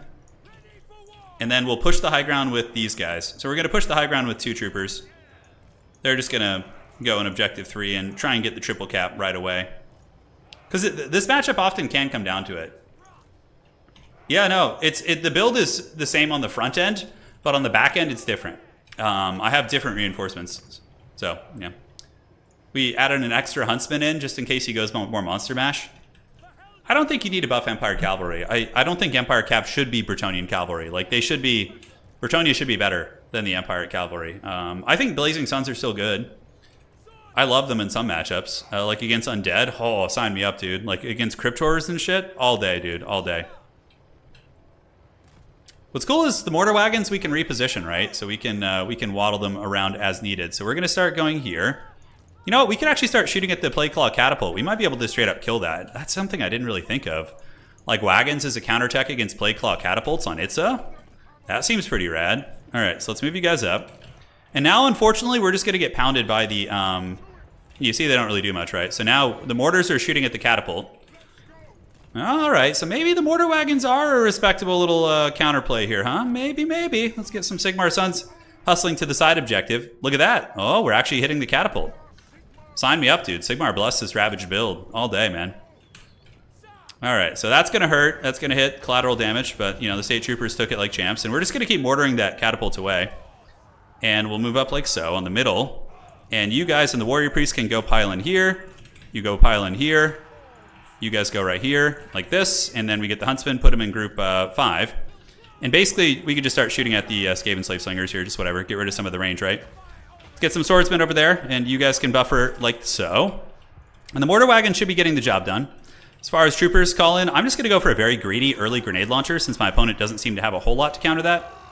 So we're gonna just come up and start nuking some of these guys off and hope for the best. So all right, let's get in here. Let's get in here. We are a little bit blobbed, which is ugly. We have to look for Skaven blobs too. So this looks like a nice, juicy little Skaven blob right there. So we're gonna nail that whole position. Mortars seem to be doing well. Grenades are in the mix. We got the swordsmen here. And let's send the Sigmar Sons over to the middle. Ooh, that was a good bombardment. We nailed that. That was really money. All right, so the top ground objective should be controlled. And the grenades and archers are still shooting away. Now we see the first wave of route ogres coming in, so we need to shoot them. Let's get the grenade launchers over to the other side. And yeah, you know, the mortar wagons are slowly getting the job done. Form ranks here, form ranks here. We see death runners coming in. Nasty, nasty. So let's get the spears and the state troopers at the ready to intercept them and just try and take down these route ogres if we can and call in an Empire Knight from reserve. All right, so in a second he'll be out. We can ride them up. And hopefully the mortar wagons will just get it done. All right, so we got some clan rats. Let's go nuke those with grenades. We got death runners here, plague monks actually. So we need to nuke those into oblivion if we can. Hopefully the state troopers will get in and be able to kind of obstruct some of the pressure. High ground's looking good for us. And ooh, that was a nice one. Yeah, we just nailed those plague monks. Empire Knights, run down those clan rats, pull you back. Grenades doing solid work here. So Sigmar Sons can go head them off and then we can just pull you guys back. And the mortar wagons have almost finished off the Plague Claw Catapult. Oh man, have we discovered some forbidden tech? It seems maybe we have. All right, Free Company Militia on the way up, and the Huntsmen are now back. Ogres got routed, so we're just going to start shooting our bows into basically whatever we can here. Yeah, a lot of bodies going in, but as long as we maintain the double cap, then I am absolutely chilling. We're going to be good. All right, Gelt's going to do this. We're going to look for more bombardments here. And looks like a little bit of flanking pressure coming in, so let's get the Free Company Militia to go intercept these clan rats here. And the bows can keep shooting away. Empire Knights doing nice. We need to get you over on the side objectives. Skaven are not going for the side at all, so that's excellent. And the grenade launchers, let's get them over here. Start grenade launching these clan rats, and Gelt Daddy needs to get ready to party. So now we need more good fighters in the middle. So we're going to call it some flagellants just to, you know, champ it out. Plague Claw Catapult's basically just hanging in there to the bitter end. That's going to be a big, nasty blob punishing spell. Okay, so housekeeping time. Is there anyone I need to unsummon yet? Not at the moment. Most of them are gone. So we're going to go here with these guys, these Empire Knights, and run a little bit of interference. Looks like on this side, we have been able to push them back, so those rats are in trouble. And we did get a relatively good nuke here. Warrior Priests are getting worn down, but, you know, that's their job. Their job is to take a bit of a beating for Sigmar, so that is how it's going to go. All right, so we need some reinforcements here to make sure we don't lose the side point. So let's move you guys up. Chase those guys down, and the mortar wagons need to get back now. Okay, the Plague Claw Catapult's officially offline, which is outstanding. Let's get you up. Let's get Flagellants going here and get you guys moving. Pull the Warrior Priest back to support. I'm going to pop the Hammer of Sigmar. Now the mortar wagons can just shoot at advancing troopers, basically. All right, so you go do this, and you guys go ahead and dack at them here. Let's get you guys to blast on this side and move you back. Grenades doing the work, and I think we'll be able to hold that side point. And also, it looks like the middle is coming into our clutches as well. This game's definitely a little bit closer than the previous one, but I still feel like we are in a good position here. Let's also get a Pistolier unit out, just to punish those Rout Ogres, because they'll get wrecked pretty hard here. Yep, looks like we're fine on this point. Like, we have Sigmar Sons fighting there. Oh, Warrior Priest fighting with Flagellants is just the coolest shit. Whoa, look at that. Holy shit. That is a whole bunch of Death Runners there. Oh, God. Okay. They really came out of nowhere, huh? All right, let's fight them. Hammer of Sigmar is on cooldown right now. Unfortunately, there are some issues. Let's get you going. Let's get you guys to shoot here. Empire Knights can come back and charge them. And now what we need to do is just nail down those guys, although we'll get the ones up on the point first. Oh, the grenades are just doing so much work. They're doing so much work, ladies and gentlemen. I don't have a screen blocker up, do I? Okay, we don't. More Flagellants on the way. And we're pulling ahead in value now. Now that we've been able to nuke a couple of these units, has been pretty good for us. More Flagellants running up from the bushes. And we're going to need some Empire Knights, most likely. Let's get you guys back. And we do this. Mortar wagons, we can reposition back here. And hopefully the Pistoliers and Empire Knights are going to win that fight. We need Gelt on the other side. He's pressing really well. So let's do some housekeeping. And take some swordsmen from the high ground to move them down there. And let's get these Flagellants up and ready to party. Grenade launch you guys, and we need to unsummon here too. Yeah, we need a lot of unsummons, because if we just start losing shit, you know, it's gonna be rough. You see how the Pistolier utility there? That's good.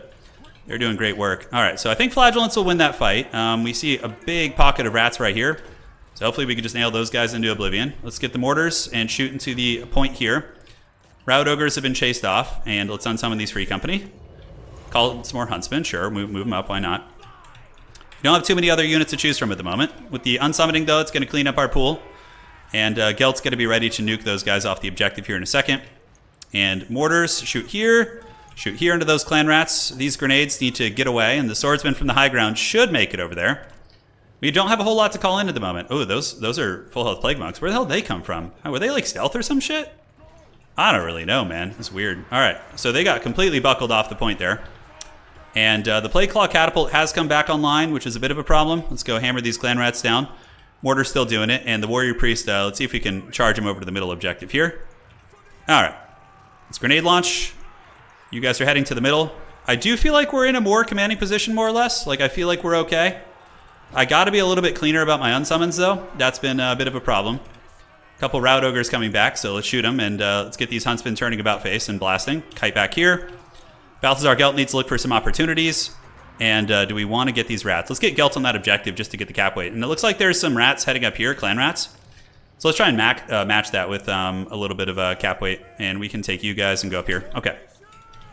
So the middle objective looks like it's going to flip to us. Unfortunately, I did get caught by some of those Rout Ogres.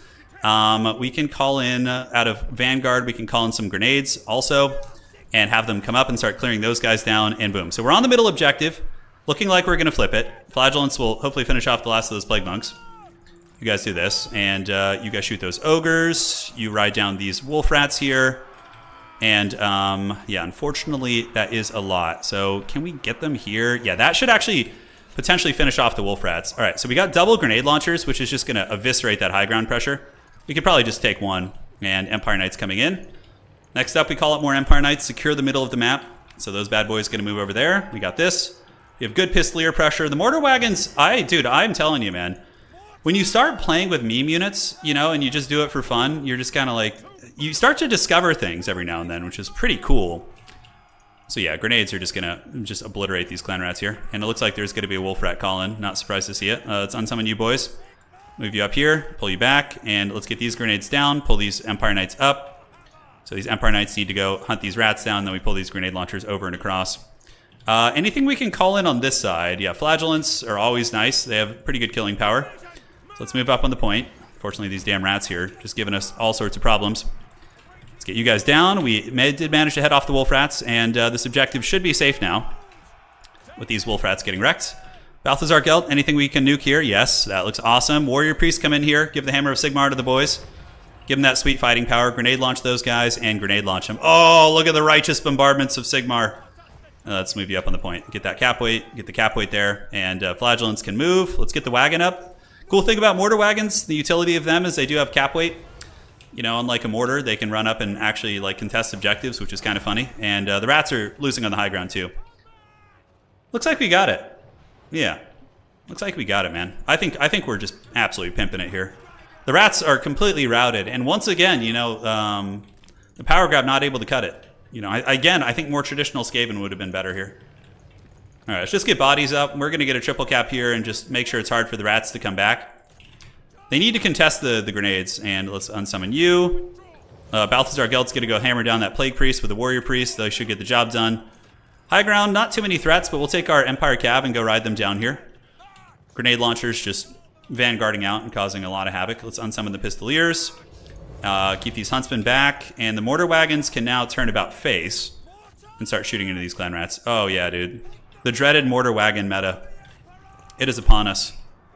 Let the Nurglings feast, I say. All right, Flagellants, up you go. Spearmen, head to the midpoint. Let's get these Huntsmen coming here. And the high ground's completely secured now, so let's get some more Swordsmen. Come up here. Get these Empire Knights coming and just collapsing the Skaven position there. And now Gelt Daddy is he's ready for a little bit of loving here, so he's going to drop that. We might lose the middle objective. I did let some of my grenades get a little bit compromised there, but it's all good. Happens to the best of us. Pull those grenades back. Move up. Do this. These are Clan Rats, so we will nuke them into oblivion. Mortar Wagons hitting the position pretty hard. And yeah, the top gets folded like a piece of paper. Let's call these Empire Knights down, see if we can get a cheeky little grab there on the other side. And oh god, grenades are so good. Go Spears. Gelt's basically out of WOM at this point. Yeah, we could unsummon him, but he's still a decent, you know, little fighter, so I don't think it's a bad idea to keep him in there. We want to shoot the Rout Ogres if possible. Get you guys to do this. Wagons are still blasting away at the Skaven Troopers, and they do get that point back, but it's going to be a journey, yeah, and he taps out. All right. Still got it. I don't need to stroke the Staff of Alans because it doesn't give me any wins of magic, so at that point it's pointless to even waste the APMs on it. All right, so punishing the rats tonight. We're the Skaven Exterminators. 2100 on Gelt's great. That's a really, really cost-effective. Look at the Mortar Wagons! Providing value of a mortar, but also capture weight in the late game, and a Chariot, which you can use to run over Skaven. It's forbidden. 2000 value. I mean, grenade launchers have always been the go-tos against Skaven. The reason why this one got 2000 is because he had the two Death Runners in my backfield, and they both just got pounded. Let me say GG to my opponent. GG, well played. All right. And let's refresh this. Report the score. Yeah, the Staff of Alans doesn't give reserves. It should, honestly. It should.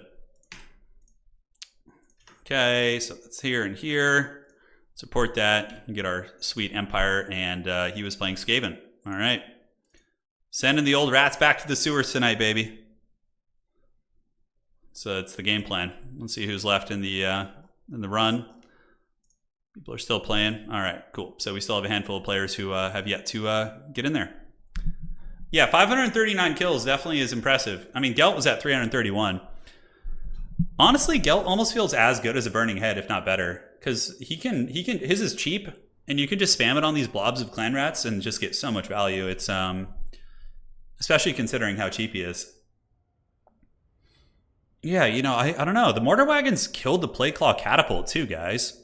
Like, he had a Plagueclaw Catapult in the beginning, and the Mortar Wagons, even though they took their time, I mean, they still got it done and killed it, which is rad. And yeah, I don't know.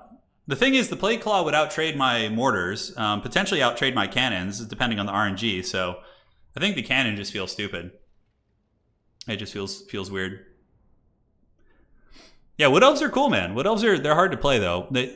I like factions with heavy cavalry. That's always been my favorite. Like, I really like using Empire Knights and those type of things. Turin versus Pone grudge match. Let's go see how he's doing. I mean, if he's winning some games here, maybe. All right, heading over to the brackets. So this is round 3 right now. We won our match. We have a couple games wrapping up here. Let's see where Pone is. The Professor of Punishment. Did he finish his game already? Am I missing him? Did he drop? Pone might have dropped. I think he probably did because he has work tomorrow. Yeah, it looks like Pone dropped. Oh, no, he didn't. He's on the bottom. Okay. I think he won his second game. Let's see. No, he hasn't gotten any dubs yet. So there's probably no chance of us playing tonight. Probably no chances. So we're 3-3 right now. If we manage to, yeah, we have a good chance of making top 4 even if we lose here. Because it's going to match us against somebody who has a strong record, so that really bolsters your tiebreaker. Yeah. Oh, you don't have work tomorrow? Oh, for some reason I thought you had... Oh, you have multiple days off. Okay. Fair play.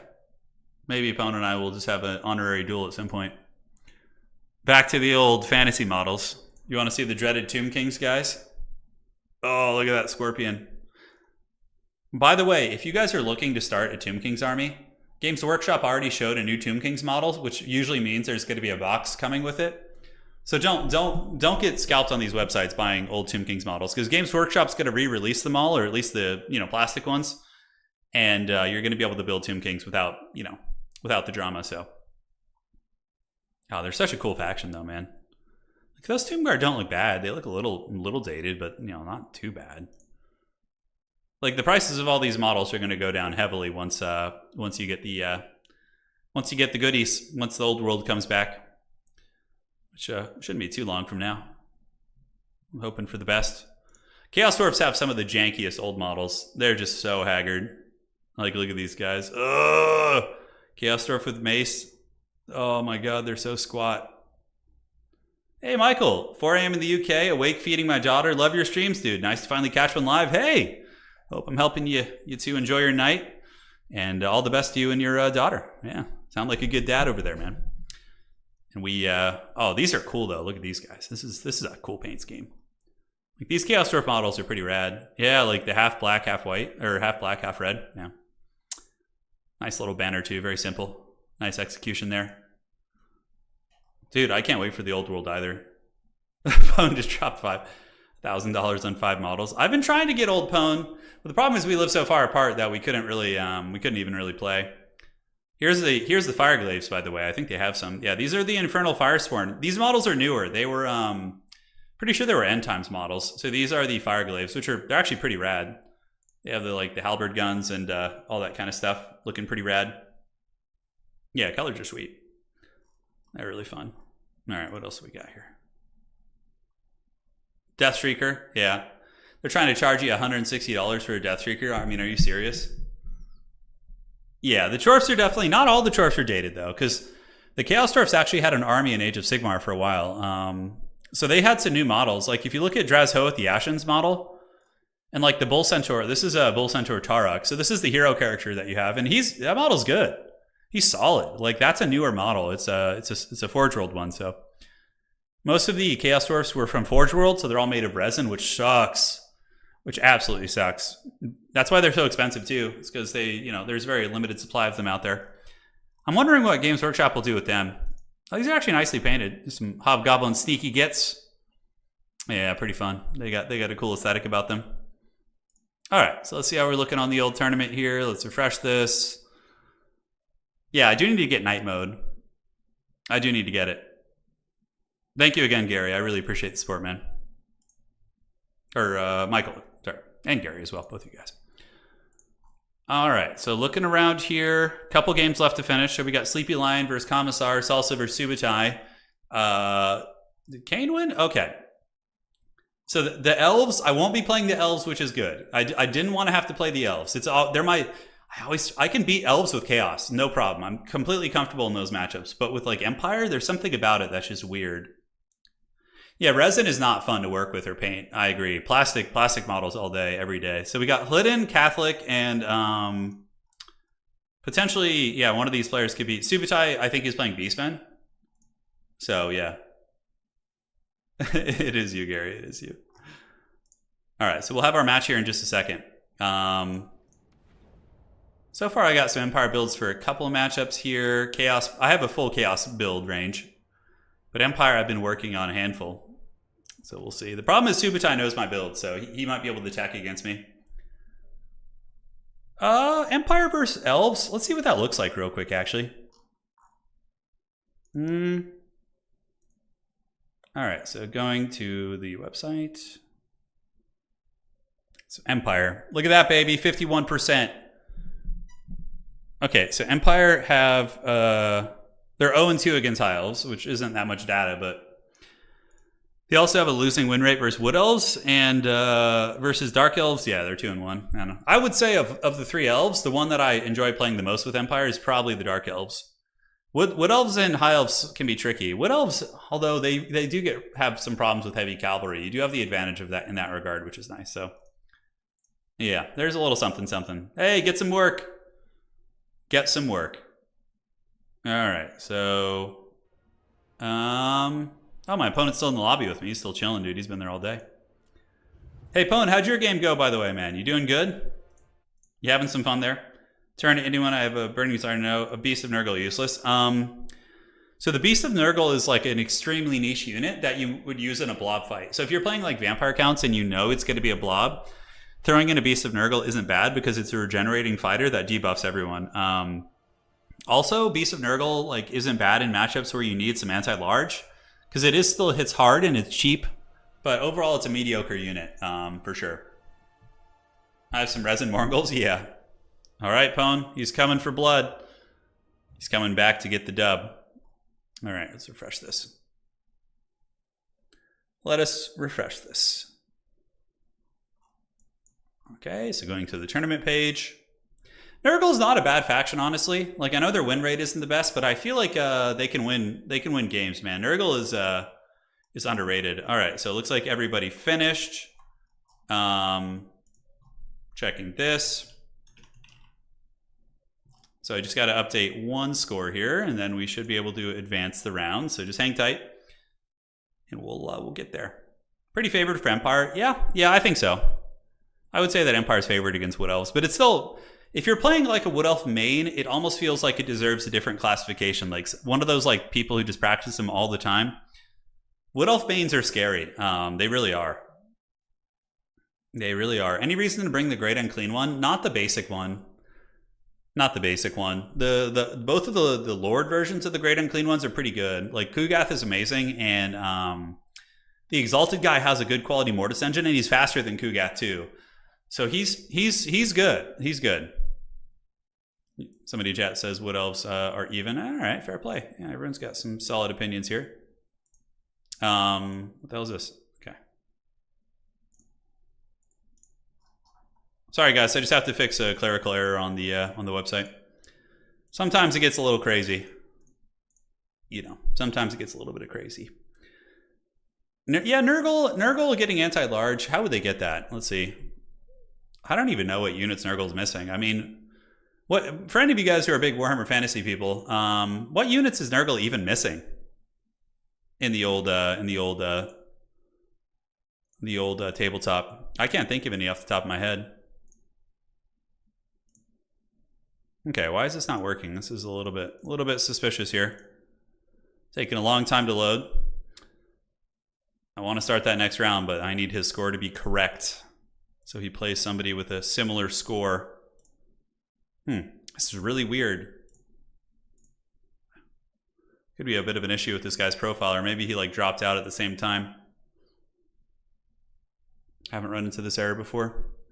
Yeah, Toad Dragon, Plague Ogres, yeah, I can see that.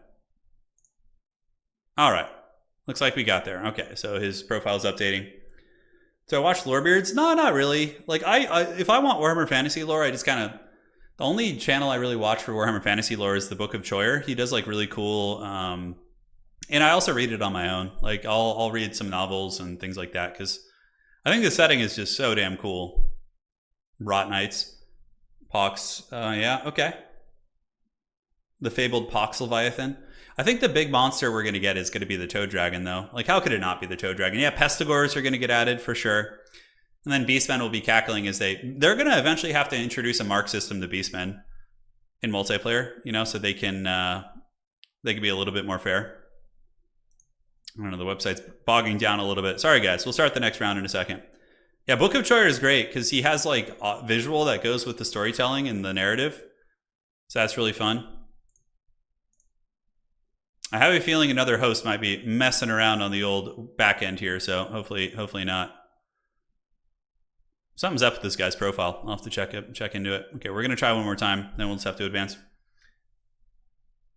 Glotkin is AOS.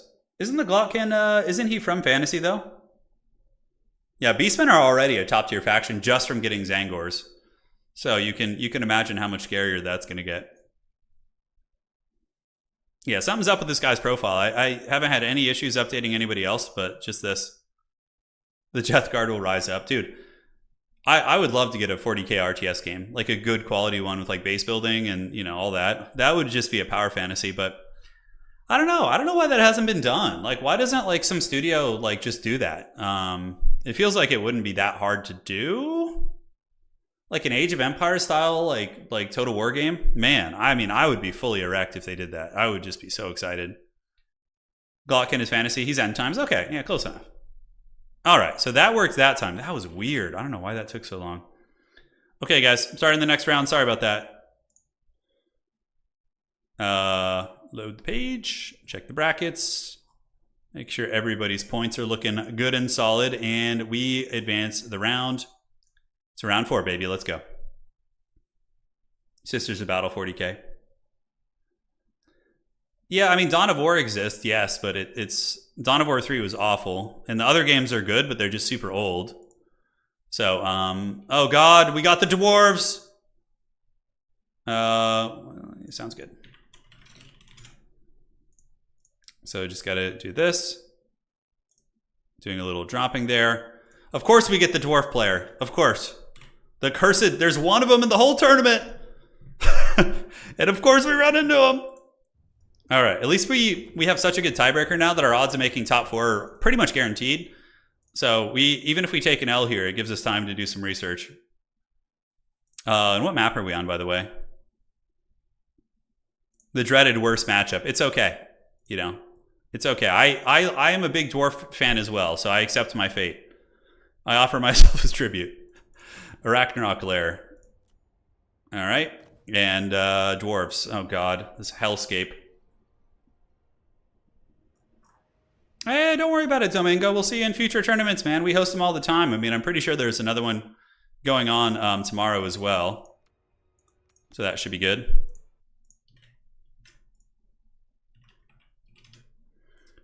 Alrighty. Comb thy righteous mustache. I know, we're gonna try, dude. The dwarves are no joke, man. These Dowie are here for blood. They seek vengeance for some wrong that was done against them. Oh, why the dwarves? Why? Alright, so we're doing some extra forbidden tech here, and hopefully, just hopefully it works. Okay, so that's good. That's good. Need you two. This, how long does that last for? Okay, that's pretty respectable. And then, okay. 2, 3. Then we want to get a bunch of you guys. No, we definitely don't want any of those. We got 500 Gs left. Do this. 2, 3, 4, 5. Okay. Call out a couple of these, perhaps. I feel like 4 of those is going to be more than enough. This is we're just trying something straight up new here, guys. The problem is, even if we beat the dwarves, there's a high chance we face them again, like right away. So it's pretty cursed. It's pretty cursed.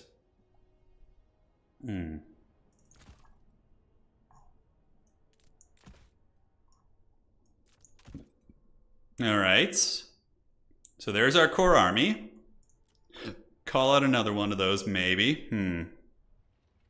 Why do people always pick Nurgle against my Dark Elves in multiplayer? You know, Gary, the Nurgle actually isn't bad against Dark Elves. You have some good tools. Like, if you watch the replay I put up today, I was playing one of the best elf players out there, and Nurgle was able to give him a lot of trouble, you know? So it could be that. Yeah, I'm not sure. Not 100% sure, my friends, why they opt to do that, but they do. Okay, so I think that's the route we go. Cut this, and then get you guys. A little bit of you guys. You gotta watch out for the dreaded blasting charges. Blasting charges are very nasty. They can give you a massive headache as an Empire player. Okay.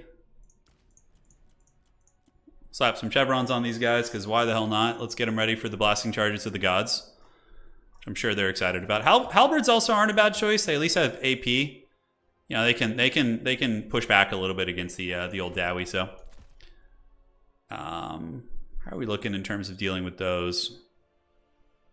Yeah, I think that's enough. Although maybe this is just better. Let's get you, and then throw in a couple of these just for chaff. Not the prettiest thing in the world, but it hopefully will do some work.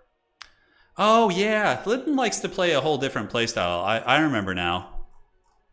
He likes some weirdness, so we need to be ready for the weirdness. Oh, that would be a risky tech against him for sure. That would be some extra forbidden tech. So we got that. We got this. This is tough. This is really tough, guys. I know he likes to do this like weird shit with the dwarves. I wonder if he's going to do it here. Man, that's a huge gamble to do that. That's a huge gamble. I think we're okay. I think we're fine. All right, let's fire it up. Good luck, have fun to my opponent, man. He's ready. We should change our banner for good luck. Oh, he just unreadied his army when I said that it's a bad omen here. We'll do Talabik land. Oh boy. You think he's going to bring flame cannons against me? I don't know how good that would be. Empire could definitely shut down a flame cannon. How many people are watching right now? About 700 or so. Mortar wagons against dwarves are too risky. Cannons will kill them. No, we're doing some other tech. We're doing some other tech. So even if we lose this, we just have to hope we don't run into the dwarves again. You know, and then we're because our odds of making top 4 are very good right now. They're very good. Let me minimize, see if there's any adminning stuff that needs to be done. I was tagged somewhere in the Discord. Oh, I was tagged because a tournament just got posted. Nice. We got a European time-friendly tourney. It is going to be on Monday. Cool. Shout out to Catholic for that. Literally posting a tournament, which is great.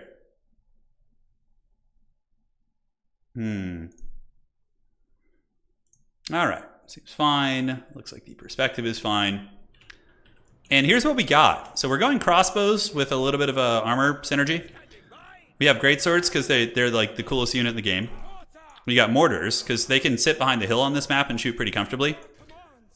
So let's get you, state troopers at the ready, general. Throw these greatswords on the outsides. If greatswords can get into combat with dwarf units, they do trade super well. That's the biggest issue of it. We got Gelts on horseback, and crossbows are going to hopefully rip some fat shots. We're going to go, yeah, do we want to go narrow formation here? Yes, yes, yes, and yes. I have no idea how this is going to go. This is my first time trying this build, so. Sigmar, bless his ravaged body. All right. Here we go, baby. You bite your tongue, Pone. How dare you, dude? The Empire is definitely the coolest faction in the game. You know what? Let's put it to a poll here. Is the Empire the coolest faction? Yes. All right. Simple poll. I'm not going to rig it. You know? You guys just let me know. Remember, I'm watching. Sigmar is watching you right now, you know? He is watching. So far, that's pretty good. I mean, considering there's that many factions. Uh-oh, this is actually getting closer. I'm sweating bullets a little bit now. What do we got here? A couple cannons? That is fine. So we'll take the witch hunters up, have them go grab the objectives. You go grab the objectives here. Keep these greatswords down on the low ground. I'm sorry, Lord, but Sigmar forbid this. Dude, this is... How dare you guys, dude? How dare you guys? I thought we were all friends here. All right, so let's get the mortars scooted over this way. I have to say, I'm going to end this poll before it gets uglier, but I feel betrayed. Feel like we were all friends once. Can we not seek counsel as we once did, old friend? Get these great swords moving up, and get these swordsmen moving up as well. He's got Garam Brindle, the White Dwarf. Okay. How dare you guys? This is treason of the utmost kind here. Okay. You guys are definitely not serving the Emperor here. Is that going to be a Thane? Okay, it's a single Thane in Felix, which I have answers for. Gelt's going to grab this objective and just chill out, and then we can grab some swordsmen, send them over there. Witch Hunter's rolling up to do a little bit of grabbing. And mortars are getting in position on the center. Franz is a little too risky against dwarves, especially on Deathclaw. He's going to take some damage. So we need to like juke back and forth. We have the greatswords sitting. We can have them just sit on the low ground objective here, honestly, because they can handle blasting charges. Okay, it's a lot of artillery, but the mortars will hopefully be ready. And it looks like it's mostly chaff units for them, but we're going to get a double cap on them right out of the gates, which is nice. And yeah, we'll just get more dudes up. The Mantide, it comes. All right, all right. Whoa, what was that? Did I just get a warning that there was some funny business going on over there? Okay, so the troopers are coming. Oh, we need you guys to stay on the objective. Make sure we get that out of the gates. And Gelt's going to do it as well. Okay. We'll get these great swords moving up that way. The objective will go to us initially. We'll park you guys over here. And now we need the mortars to start shooting, but once he gets a little bit closer. Okay, could be some Slayers rushing into our backfield, but we do have the point. Oh, cannon fire. Good thing they're just swordsmen. Good thing they are just the swordsmen. All right, so great swords. Let's get you ready to party. Let's pull Gelt up here and get him ready. Crossbows, going to be putting some hurt down, hopefully. We are getting some nice DPS on those units. And what do we got on the far side here? It looks like just some basic infantry. We're going to see if we can get some lucky grenades. Oh, God. I can already feel this going badly, guys. 1 and 1. And let's start blasting here. Witch Hunter can accuse them of heresy. And then you and you can start shooting here. And Gelt's just going to put a little bit of hurt down on these archers. See if my opponent's watching. Maybe not. All right, great swords. You guys can go engage those dwarfs there. We do get a nice little bombard. And overall, the crossbows are not doing terribly. Grenade launchers. Oh, did we accidentally summon 2 grenade launchers? Holy shit. Okay, that's not good. Let's get these great swords moving down there and get some halberds coming to help out as well. All right. So mortars, we need to get up on these archers and shut those bad boys down. Let's pull you back. And overall, we put some respectable damage in, but we're going to need more troopers here. If he wants to chase deep into my lines, that's okay. We can fall back and concave a little bit, but the grenades are actually doing really good work. I'm rather impressed by those. Crossbows trying hard and getting far, but we'll see if it matters in the end. And now the mortars are going to scoot up and start blasting his archers. So we'll do this and then get a couple of you guys going here. Hopefully shut those bad boys down. Uh-oh, that's not good. Uh-oh. What the hell hit me there? That was some weird shit. All right, here and here. Let's get you back this way and get you back that way. So very, very big blunder there. That was not good. All right, crossbows at the ready. Start hitting some more units here. We keep the Witch Hunter characters going up, and we'll send you in, pull you back, and get a single Empire Cav unit to come down and run down these grenades, and we'll move back off that point a little bit. In the meantime, it's getting crazy. Hopefully that unit will come back, and these great swords can move up and help out as needed. Thanes are just juking about, shooting wherever they can. Mortar's doing okay damage, but yeah, I feel like maybe we should have just gone with Hellstorm Cheese. I feel like that might be the only way to beat dwarves with Empire. All right, so Empire Cavalry are on their way. Oh, he had some Rangers creeping around my backfield. Holy shit, we just discovered that. Okay, that was pretty lucky, because we had no intentions of doing that. Balthazar Gelt's here. He can hopefully clear some of these guys off. And yeah, great swords get into combat there. You guys park on the side objective, and let's take some Empire Heavy Cavalry and run them like straight up and through, like through here. Grenade launchers get back. You guys go grenade launch here. All right. So my Witch Hunters losing them is bad. That's very Bronzodia of me. Let's get the crossbows back. And how are we looking here? I mean, the greatswords might be able to grind something here. Catching those Dwarf Rangers on the flank is a nice little pick-me-up here. Let's go ahead and do this on Grombrindle. That should hit the entire blob worth of characters. So crossbows coming under. Let's see if we can loop in. Shut them down a little bit. Let's get you guys moving in. Those are slayers, so we're more than happy to fight swordsmen into slayers. Okay, so mortars, how are we looking here? Shoot these guys, and we did get the big final transmutation on those characters, which is awesome. Here and here, start pounding these minor units. Let's pull back this way. And now we need to call in some heavy cavalry to clean up the scraps here. At least the bottom is going to flip for us. Here, the greatswords might be able to pull it out, but, you know, again, no guarantees. Gelt's still juking away, and let's go with those Empire Heavy Cav to come up. Run these guys down, clean them up off our backfield, and how are we looking greatsword-wise? Whoa, what the hell just happened there? Is that really just from those cannons? Are you serious? God damn. Those cannons doing work, and yeah, the blasting charges are just so good against us. We're keeping the value close, but close isn't going to win against dwarves. You need to be ahead. So Gelt, let's see what you can get done here. And the Empire Heavy Cavalry have done well. Mortar's still shooting away. But again, I think it's a bit of a mistake to not have the big artillery.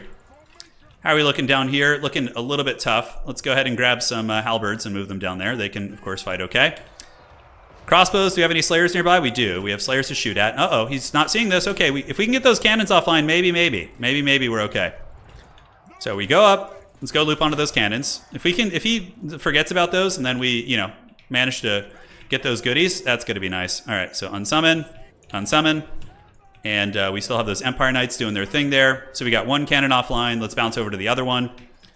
And Gelt, Gelt's in trouble now. Okay, Gelt, we need you to waddle away to the best of your abilities. Right, let's do a little accusation here on these guys. Crossbow still shooting into slayers, which feels cost effective. Halberds, we need you guys to move in there, move in here. Grenade launchers, let's go grenade launching time. And cool. So Gelt managed to live. Dwarves have a nice little stalwart position here. You get into those dwarf warriors. I think we just kind of start working on the middle points if possible. Although easier said than done. Okay, we finally cleared that off, so let's get these guys. And it looks like the cannons did get shut down for now, so we're going to try that again, see if we can get lucky here. Call some more greatswords out to the center. We're going to need some grinding power, that's for damn sure. I need to find a way to like pull ahead on value, but feels like it's not going too hot. I feel like his cannons are probably what's doing it. Could be wrong. Could be wrong for sure. Let's shoot young Felix and accuse him of some heresy. I mean, betraying the Empire is a little heretical, right? But, you know, to each their own. Grenade launchers, you guys just keep hitting these dwarf warriors here. You guys move up this way. Let's call in some more reinforcements. Get you summoned here. And now we try for the cannon again. See if we can get it. All right, Felix, give him the dirty. Take those guys down. You guys take them down. Holy shit, I just probably threw by sending my mortars up like that. Oh, God. Oh, God. Classic mistake. Although, the game's already probably not good for me anyway, so. All right, let's go get that other cannon, see if we can, like, weasel out a little something. Empire Cav going hard in the paint. And Gelt getting hit with blasting charges. I'm okay with that, I guess. Could be worse. Let's start shooting here. You guys shoot here. Great swords keep hustling. And I would like to hit Felix with a final transmutation, but he's not quite blobbed up enough, so we're going to just nuke these guys here and see if we can just get them off the objective real quick. Pull back, and did we get the cannon down? We did. So one cannon's going to be offline. He calls in Slayers to deal with it. We do manage to get the bottom. Wow, look at that. Okay, this is progress here. Halberds and Slayers, you guys do your thing. And we got more units on the way down. So let's just focus our efforts on the middle, call in another greatsword unit. And maybe we can work something out. Who knows, right? We got the dreaded point-blank mortars. Okay, Thunderers need to go. We can't have those guys firing away, all happy. Try and snipe Felix real quick. Let's do that. Oh, he's gathering his units in a blob. That's good. That's exactly what we want. So then we can nail them with the final transmutation. Let's get you guys doing this. Man, I really need Gelt to hold, though. I really need Geltbland to hold. Okay, so his cannons are offline. We've done okay in the value game. Grenade launchers seem to be doing well. Let's hit these Slayers. And now Felix is in there, so we can potentially punish all of his characters here. Hopefully Gelt doesn't blow himself up with, you know, bad WOM. And let's get up here. And we need to start pressuring just every front, basically. So you guys go, you guys go. We do get that huge final transmutation there. That should kill Felix. Yeah, it looks like Felix is down. So that's really nice. And then crossbows shoot Slayers. And let's get great swords moving up. Grenade launchers just keep chasing. And the Empire Cav have gotten in. They've done their job. Although, do we have anything defending this still? We do have some great swords at the ready. Okay. I feel like we're starting to, like, do okay here. We're starting to get a little something going. But yeah, wrestling that middle objective is not going to be easy. Felix Jaeger is down for the count. Witch Hunters are Still fighting pretty hard. Mortars with the dreaded point blank shots. And hey, okay, we're starting to get some cap weight here now. That's huge. Let's get you guys, and you move in here. We got to start trying to clear off all objectives like really proactively. Okay, so I'm getting a little bit of confidence about like how to execute this strategy. Now that you know, we're actually having some effective trades. Grombrindle is still Chad moding it in there, being extremely difficult to kill. We've got you guys ready. A couple of crossbows. Let's just see if we can finish off these dwarf warriors down here. Grenades for the grenade god. A lot of slayers on their way in, but we do have the great swords. Witch hunter's trying to flee the scene. And cool. So the great swords have actually gotten up and done good. Crossbows, great swords, and grenades are still doing awesome. We've almost cleared these guys off. Empire Knights on the low ground holding. We would need a triple cap though, which is going to be extremely difficult against a good player like this. Against, you know, someone who's a dwarf main, right? Grombrindle's a problem. The Grombrindle fighting there is a bit of a problem too. All right, so do we have enough for another final transmutation? We don't. Okay, so that's just pretty much a pipe dream at this point. So we'll keep shooting the long... Oh, we actually have 3 longbeards here. Focusing them down would probably be prudent. Go, go, mighty great swords. All right, let's park up on the point. You get you guys and you grenades. So we chase those dwarf warriors off? We did. Outstanding. All right, so let's just start clearing off whatever infantry we can and hoping for the best. The middle point's going to flip to us. We do have a bombard here, so we can use that on you boys, because they're going to move like right there when they do it. Let's get some Empire Heavy Cavalry, loop around. I think we got the side point. Yeah, we managed to get the middle. Okay. This is suddenly like a weird game that we might have a chance of winning. Like a very weird thing. We pulled ahead on value pretty substantially. Let's get you guys back here. Although, yeah, we probably need you to honestly stay on the objective, which is rough. And call in some more spears from the outside. Keep fighting down here. We got the grenade launchers clearing shit out. All right, he's blobbing on that last point. I do have some time to work with. We got a little bit of time. And yeah, we're clearing out quite a bit. All right, halberds, move it up. Heavy cavalry need to come and sweep to make sure I have this point on lock.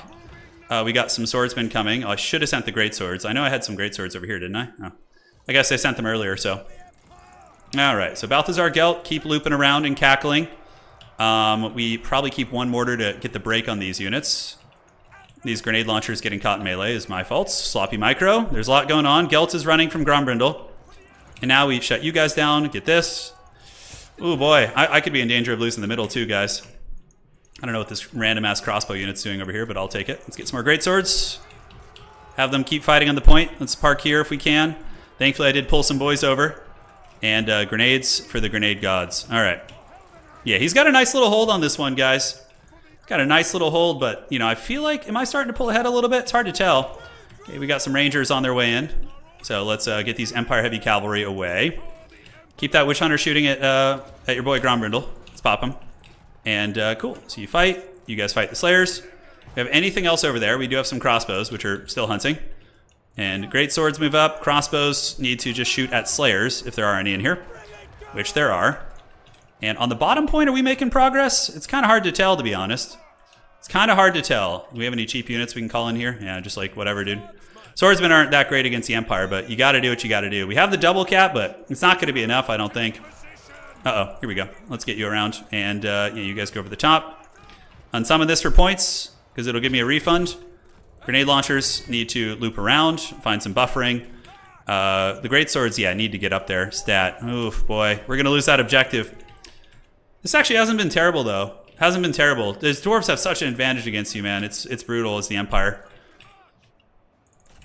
Yeah, fighting on the... I think the cannons have to go. Like, we have to kill their cannons earlier. Those things can't be allowed to just reign, you know, with tyranny over my shit. And he's also pressing the side point now, which is scary. Do you have anything fast? Yeah, we have some grenade launchers. Maybe we go grenade launch them off. All right, boys. Let's get up there. What's left of you great swords? Gelt and company fighting hard down here. Gelt's getting his hands dirty. We did shut down those Rangers. A little bit of backfield pressure going on. Hopefully we can blasting charge these guys into another dimension. And we have a couple of you guys going here. What Collins do we have? Empire Knights are probably our only viable choice here. Do we have enough time to get any objectives? I mean, the middle's going to flip back to us for sure when the great swords arrive, but the question is, it won't be quick enough. All right, so let's come down here. Let's do this. Oh, man. Grenade launchers are actually really underrated against dwarves, guys. I definitely recommend giving them a try. All right. Let's see. So we've moved up. Yeah, we're out of time. GG, well played, man. He played great. I bet you both of his cannons had like 1500 value. When was the last time Warhammer 2 was patched? Oh, I don't think anybody plays Warhammer 2 anymore. At least multiplayer wise. Yeah, I don't see why CA would patch that anyways. Cannon's probably 1500, watch. Only 800, okay. Not too bad. I felt like that game was decent. Greatsword's got 1000 value, not bad. 800, respectable. Grenades are really good. I think maybe you gotta use more grenade launchers. Okay, I have an idea for a build that might work. GG, well played, dude. The dwarves are just such a hard counter to me in the Empire. Oh, God. Of course we run into them. Our tiebreaker should be really good, though. It should be really good. So let's go. Let me tell my opponent to report the score. GG, well played. Report that score. I wanted to use Demi Lances, but they don't kill the dwarves quick enough. And I find that they get cannonballed in the face a little bit hard. A little bit too hard. The crossbows, I don't know how I felt about them. Let's see how they performed. 600, 500. Okay, that's not bad. Like each of those crossbows, like if you average the value of all the crossbow units, it seems like they paid for themselves. So that's cool. Grumbrindle did good at about 1000 value. And yeah, it's just Dwarven armor spam really that's hard to deal with. If we had another couple minutes, maybe we could have gotten it back because we were up in value. Okay. So checking here. Let's see what the old brackets look like. Heading on over. By the way, another big tournament tomorrow. So tomorrow is a huge one. It's the season finals of last season. So stay tuned for that. Yeah, so we are really good. Our tiebreaker is 11. We have played pretty strong opponents here, so they've all done well, which is good. So it looks like I'll be in top 4. I just have to hope I don't roll the dwarves again because it's random. So yeah, that's the big thing. I gotta not get the dwarves. Because against Catholic is playing, I don't know what he's playing. So we got Catholic and Outer Region. Kislev is a bad one too, though. There's two very, very tough matchups for us here. Yeah, it's Trixie Hobbitses indeed. Trixie Hobbitses indeed. Greatswords are not bad. I've been on a bit of a greatsword kick lately. Honestly, I've been using them in a lot of matchups, and yeah, they're not the best, but Empire should not have the best, anti-infantry armored unit. That's not their thing, They shouldn't be the best at that. They should be decent, but not, like, exceptional, I think is good. The finals are going to be between noon and 1 o'clock tomorrow. They'll start.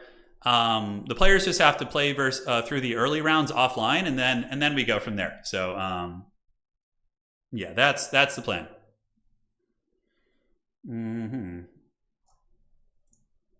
All right, perfect. Yeah, Catholic is on Kislev too? Oh, God. Oh, God. Okay, I'm going to start scheming a build real quick. Because the odds are I'm going to play Oh, are you serious? So it's 2 Kislev players and a dwarf player? Oh. Anakin, I'm too weak. Got 2 Kislev players and a dwarf player here in this game. Just pure suffering, dude. Just put a fork in me, man. I'm going to have to deal with Mother Ostankia's bullshit. She's so OP, dude. She's broken, too. Although Empire at least has cannons. I can shoot her with cannons, so it's not like she's completely rampaging. All right. So checking the old tourney here. Let's do this. Cool. And where are we at? Where are we at? 1 game left to finish. No, 2. So we got Kane and Sleepy Lion still playing, so. Oh, there's a chance I think Kane might still have a spot here. If Kane wins, then it'll be between Kane and Outer Region, which means 1 less Kislev player, which I'll take. I'd rather face elves all day. Do Greatswords beat Chaos Warrior Great Weapons? Let's see. So they cost 850, and the Chaos Warrior. Let's see at the Chaos Warrior. The thing about Chaos Warriors is they're better generalists than Greatswords. I think they have higher leadership too. Let's see. So they cost the same as a Greatsword. They have 9,000 HP. And so 9,000, 36, 32, 38. Whereas the Greatsword is a little bit lower. He is 32, 30, 35, but he has the bonus for his infantry. A little less armor, but more HP, which is interesting. Oh, because they have more models, I think. Yeah, I think it's a model count thing. Yeah, I've been enjoying Greatswords. Balance is okay. There's a couple of factions that need to be bonked on the head. Kislev is one of them. Ogres need to be like reworked. They're just buggy. They're a buggy mess. I don't know if that'll ever happen. But yeah, we'll see. We will see. So let's get ready. I think I'm pretty much guaranteed a top 4 spot. Let me just check this. Oh man, I don't know. Would I rather suffer against dwarves or Kislev? Is the question. That is the question of the ages. All right, so yeah, here's Pone's game versus Salsa, and then we got Kane versus Sleepy Lion. Looking at Kane is at 9, and Sleepy Lion is so if Sleepy Lion wins, oh no, their tiebreaker's really poor. So it looks like he had not weaker opponents, but opponents who didn't do quite as well in the earlier rounds. Yeah, all right, so pretty damn close to reaching our top 4. Thank you guys for joining tonight. It's been a lot of fun. It's just time. I know, the grenades are really, really solid. Well, Kislev has always been really annoying for the Empire to face. And now that they have those ambushers with 3 nets, your wagons are super vulnerable. So if you bring war wagons, which are a staple in that matchup, they get wrecked by the ambushers. So you don't have that anymore. So now it's just kind of like hard overall. Yeah, it's a bad matchup. I would say massively Kislev favored, like massively. Like probably to the same extent that dwarves are. I would say maybe like a 65-35 for Empire versus dwarves and Empire versus Kislev would be my assessment. And I main Empire. I play them all the time. It's what I practice the most. And yeah, Trixie Hobbitses, man. For Sigmar and for the Empire, I know. All day, every day, man. We're getting it in there. Okay, so let's see. Refreshing the tournament. It's been a good run, though. I feel you can win the dwarf matchup. You just have to really execute very clean. Okay, one game to be finished, which is Kane and Sleepy Lion. Ironically, it's a match that is going to matter a lot. It could be pertinent for the tiebreaker. So, you won a nail biter versus the Dowie, did you? Who'd you play, Pone? Let me see. So you were in the tournament here. Pone was playing Salsa. Oh yeah, Salsa's a good player. What build did you use? Just the dreaded Chorf trains, just steamrolling objectives. Yuan Bo isn't OP in multiplayer, I don't think. He's really good in campaign in land battle though.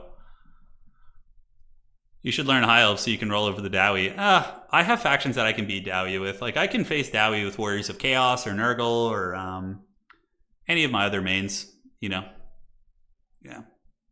Oh, the Changeling is stupid. Yeah, Changeling is poorly designed. It's just like you have to pay 3,500 gold bare bones to turn into anything. So the only viable choices are like a Kugath transformation. Maybe Bellicor, maybe Scarbrand if you're feeling a little bit spicy. But overall, they're all suboptimal plays. You know, so Changeling just sucks. He's poorly designed. Mother Ostankia is really broken, but I don't know if Kislev players have figured that out yet. She's disgusting. She always gets at least 4,000 value if used properly. I've had Kislev players just like get no value on their whole armies and then have her get like 6k value and just win. It's like, it's bananas. It's these SFT that Dowie are feared. Yeah, it is. It sure is. It sure is, my friend. All right. Let's get it going. Okay. Yep, still waiting on the game, guys. Got the last one wrapping up here, Kane and Sleepy Lion. Everything else is done. And then stats for today. Beastmen tanking that, losing the win rate a little bit. Looks like maybe, I don't know who's playing Beastmen. Maybe it was Subutai. Wood Elves, Lizardmen hanging in there, looking pretty steady. Empire, you know. Looks like there's another Empire player too. Because they lost a couple games, so I think there were some other Empire players in today's tournament. Slanesh, it's pretty cool to see Slanesh doing well. Slanesh definitely needs a rework a little bit. They need to, man, demons in general are just haggard. Like, CA needs to do a big look over at demons, but the concern about that is I feel like they're just going to become OP. It's like, yeah. Minor buffs. Maybe just give them like blanket leadership buffs, right? So they fight longer. That might be a good solution because a lot of demons have good stats.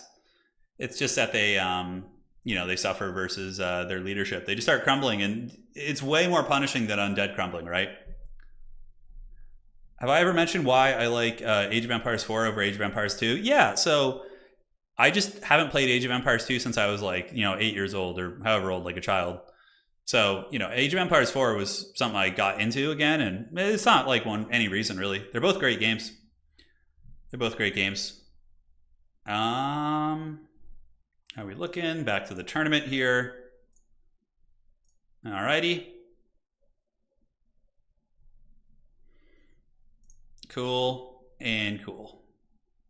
Watching your age game with Mate Hunger right now, you had gold nodes in your base? Yeah.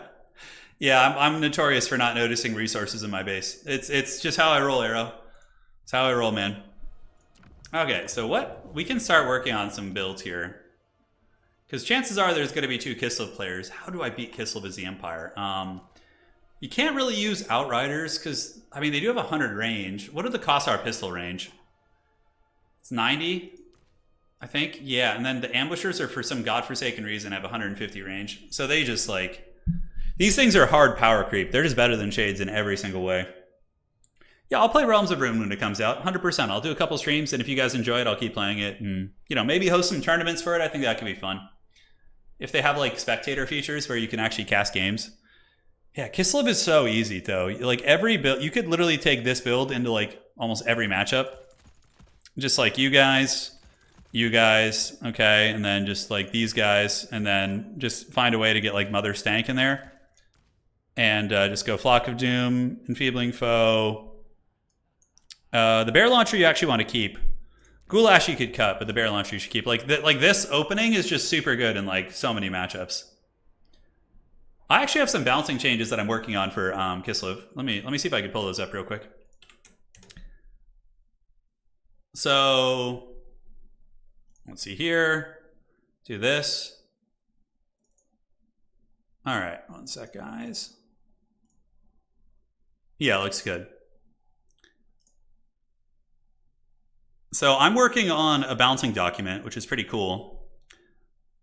Let me see if this looks good. Yeah, all right. So a big project I'm working on right now is I created a bouncing document that has a tab. You see how there's a tab for each faction on the bottom? And so I've recruited like players who are specialists and top players in the world. And again, if you're like a really solid player and you want to be part of this and give some feedback, just reach out to me. But I'm going through and doing bouncing changes. So I've been assigned to Kislev. So what I have now for Kislev is cost increases on armored Kossars, cost increase on things in the wood. Not huge. Ambushers go up 100 gold, and then they also get their net reduced to 1 charge.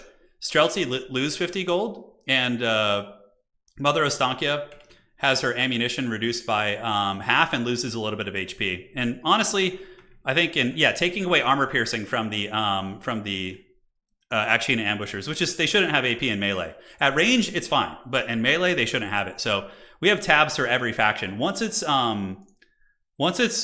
fully done, I'm gonna submit it to CA. It's gonna be peer reviewed by a lot of top players in Dom, and I'm gonna submit it to CA. So, by the way, it won't continue for the final, so there won't have to be 2 Kislev.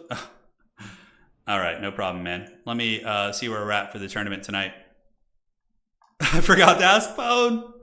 The only reason I didn't ask Pone is because I invited the people who were top 16 in the world last season. So that was the qualifier for that. Okay, so Catholic, you're dropping out. Is that what's going down? Let me check with you. Catholic, let me find you. Dropping? Yeah, so CA, I told CA I was doing this and they sounded receptive. So I'm hoping we can get some of the changes through.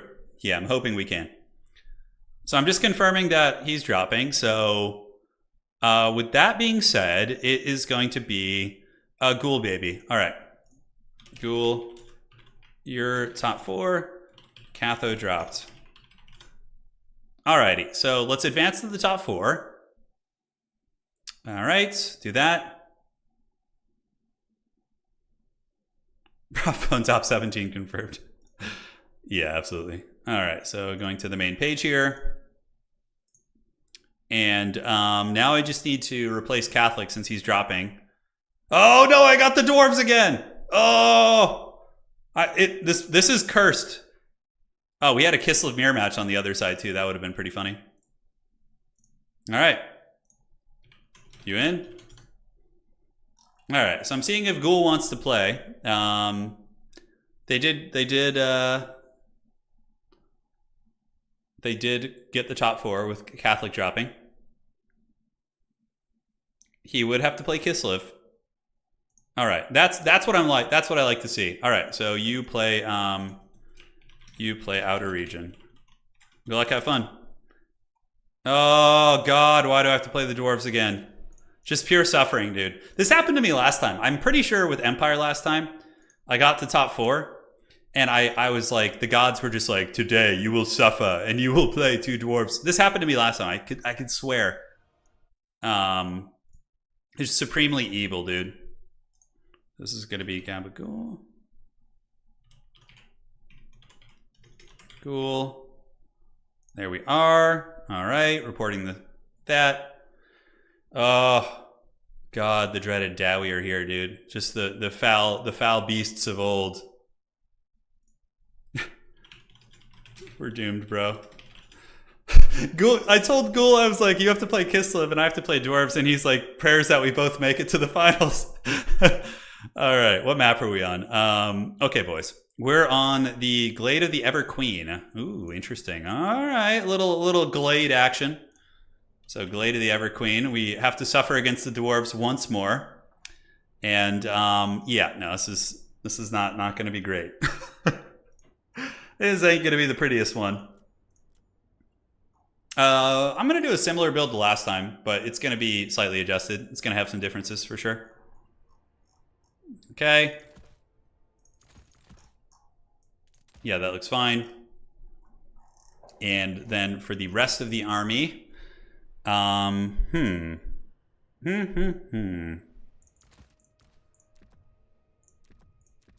Okay, so you're going to do this. Do a little bit of that. Dear God, it's the truly forbidden build. Okay, let's get the boys ready to go. Don't think we need that this time. That it wasn't very helpful, and honestly, I didn't have the APMs for it. Just end me, dude. Yeah, just bring the Luminarch to assert dominance. That's true. You know, that's one way to send a message. Absolutely, is the dreaded Luminarch.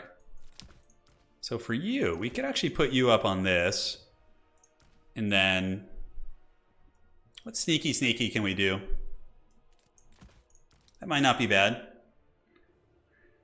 That might not be bad. Okay, so the build's coming together, ladies and gentlemen. It's gonna be very difficult, but I believe in a thing called love, and we're gonna try and make it work. Okay, so we got you guys.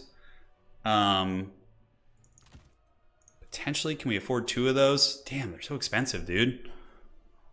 All this stuff is so pricey. Okay, so we'll call you in. Can slap any healing items. I guess that's fine, and that's fine. Maybe we can do that. Yeah, man. The Luminarch, I'm kind of tempted, because Slidden really loves his Hero Hammer playstyle, like those like foot characters. He loves them. So part of me was like, kind of like, oh, maybe we do slap the base on that. You know, bring in that action.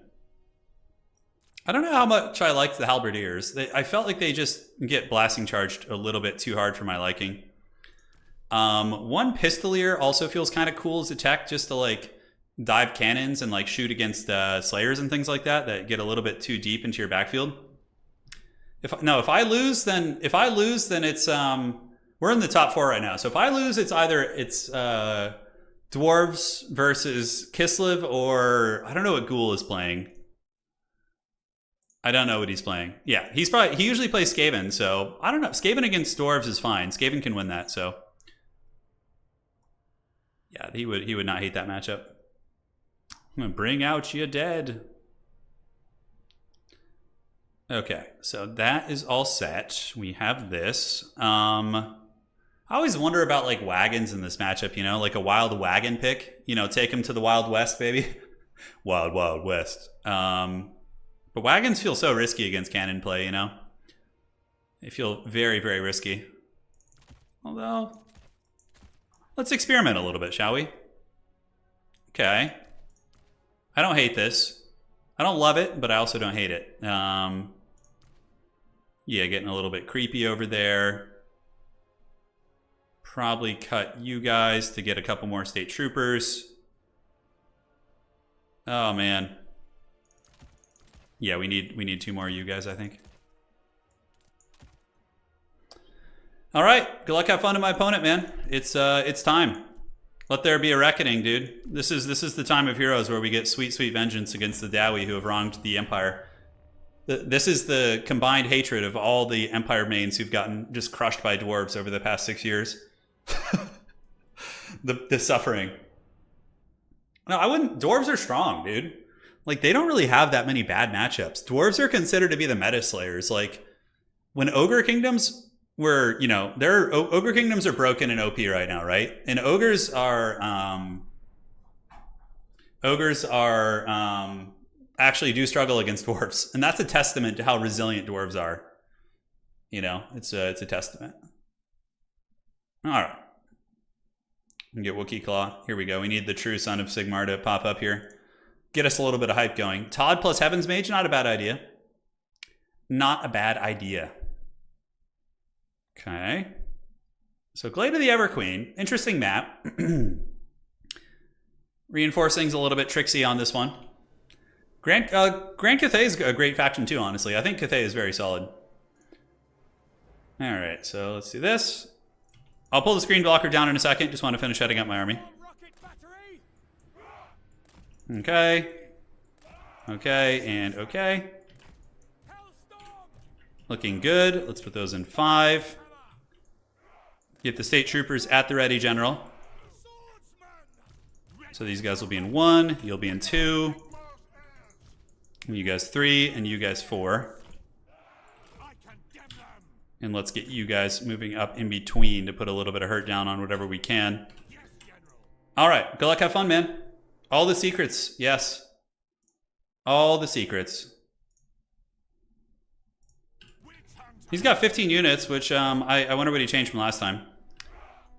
This is an old school style of Empire that usually does well against the Dowie. Well, you know, if the deployment phase takes longer, then if my opponent takes a long time, I often will leave the blocker up, because that would, you know, there is a bit of a delay, but I don't want him. I don't want him to get any naughty thoughts, you know, that they should come and stream snipe me. So no naughty thoughts, not today. Okay, so let's get you. Alrighty, so let's move you guys up ever so slightly. Gelt's here. Let's take you guys over here into the woods. Send the Witch Hunters up, and you guys can go grab these objectives. So, yeah, his build's pretty similar. He's got the cannons now. So, it's time for a little bit of Steel Faith and explosions. So, let's see how that works out for us, huh? Eh? Hey, old boy. Go on, boy, get him. We're going to call him the Death Jacks as a weird tech. And we're going to creep them around the side, and that might actually help me finish off the cannons. Okay, let's creep up a little bit more. And get ready to shoot. We got the character squad, which I should be able to shut down with my Witch Hunters. They'll just poke them in the face if they try and get close. We also want to get the Silver Bullets creeping out. Silver Bullets can come and put some hurt on them. The Empire endures. Alright, so cannons are in the trees. Interesting. I'm going to move up a little bit more. So let's do this and move you guys like so. Cool. Getting a little creepy over here. Oh, is he shooting at Gelt? Holy shit, that was close. Okay. That could have been very dangerous. Let's get you guns up on the hills here. And yeah, now the cannons are in the trees, which is great. We got cannons in the old bushes. So we're going to start blasting away here. And you guys can shoot here. And you guys can shoot here. All right. So let's give it a try. A good old college try, as they say.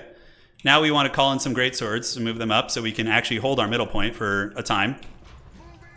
Cannons are shooting at state troopers, which is like the ideal situation here.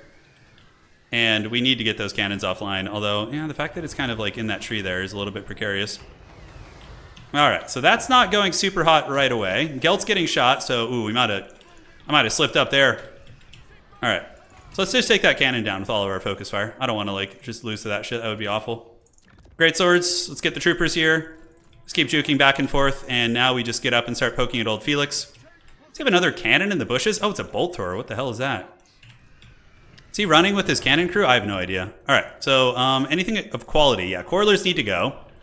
And aside from that, we got our Witch Hunters. They can start shooting at young Felix. Let's get Gelt back and get the swordsman moving up. Get the great swords moving up. Ah, shit, he discovered my Death Jacks over there. So I was trying to get creepy on him.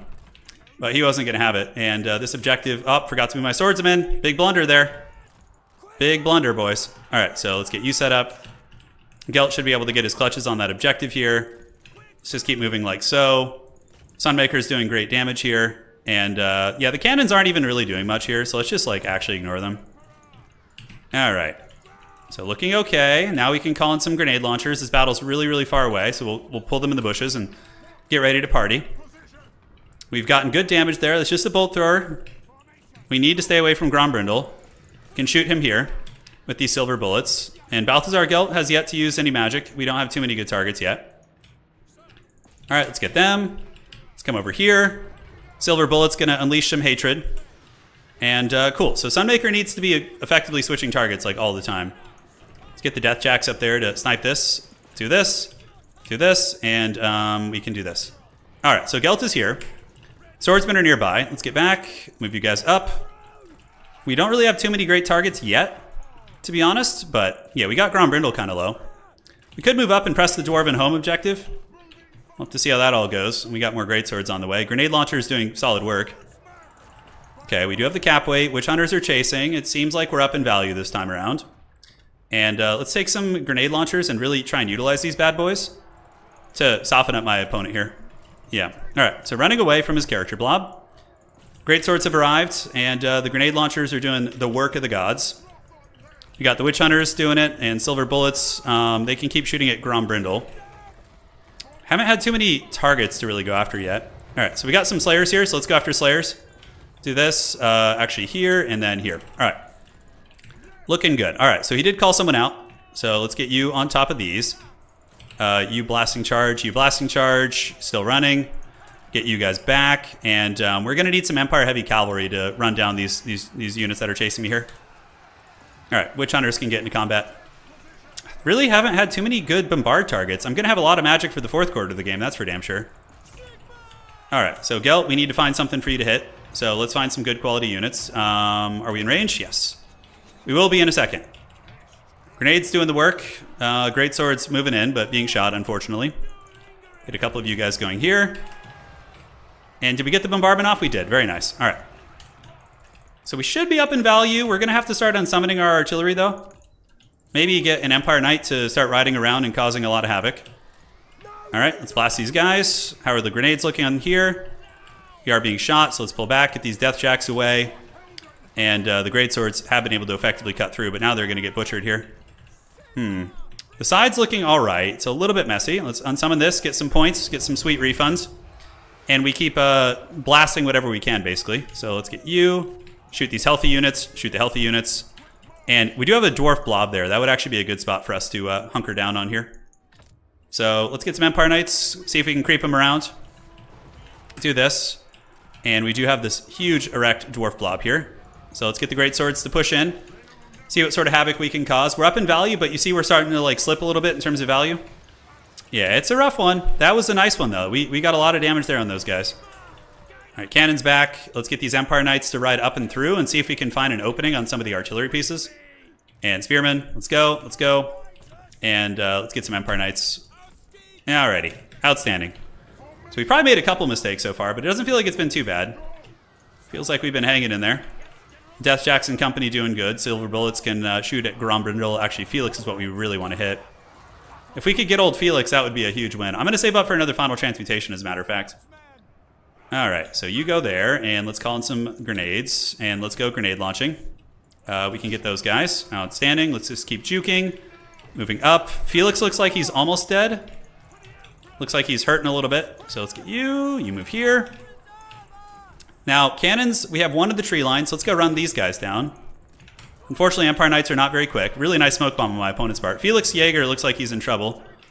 Silver bullets are creeping up. Points are still close. It's early in the game, so I'm not like feeling the burn like too hard yet. It's okay. You know, we're still in it to an extent. Grenades popping away. Unfortunately, those Empire Cavalry really got locked down right there. So let's go get that bolt thrower. See if we can get this. And yeah, it's unfortunate how that went.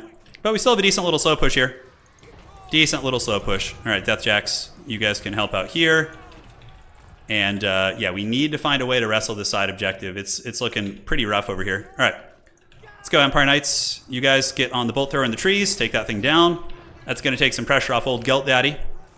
Now the Witch Hunters are moving up. Silver Bullets need to be careful with what they're shooting. But let's go get that other cannon offline. All right, so spears. Yeah, man, it's so hard to uproot them off this side objective. It's been a nightmare. All right, let's refocus our missile shots. So let's shoot into healthy units and shoot into, those missiles also need to go down here. Looks like we got some dwarves over here with some swordsmen. So let's get a little bombardment action going, which should be good. Empire Heavy Cavalry moving and grooving, and grenade launchers are now online, so let's get them here. Bolt throwers offline, so let's go after this cannon, which I think is being guarded by Slayers. Oh, we did get the other cannon too, which is nice. All right, now we just pull back and collapse on this position. Witch Hunters need to get ready to party. Grombrindle's getting blasted. Let's get these guns up. Grenade launch you, get you back. God, we're having to work so hard for this, man. All right, Empire Knights, let's go around. Final Transmutation. It's not enough of a blob to really warrant it, in my opinion. But let's get the Empire Knights to just start road blocking here, and then we can take some great swords over there. And we'll call in the wagons now that the cannons are offline. They could be actually quite useful. All right, grenades, how you guys looking? That cannon's offline. Let's get on top of these guys. Empire Heavy Cavalry running pretty rampant here. But we're kind of getting into that scary position where we really, really need to start scoring some points. And is he going to ninja my back objective somehow? I don't think so. He's got a couple random ass units over there. Witch Hunter's still getting that sweet DACA. Silver Bullets are online. Let's shoot these Dwarf Warriors and grenade launch them. Yeah, nice DACA there, unfortunately. Let's get you. Have you guys go here. We need to call in more great swords in reserve. And it looks like we're going to flip the side objective. It's taken its sweet time, but I think we're going to get there.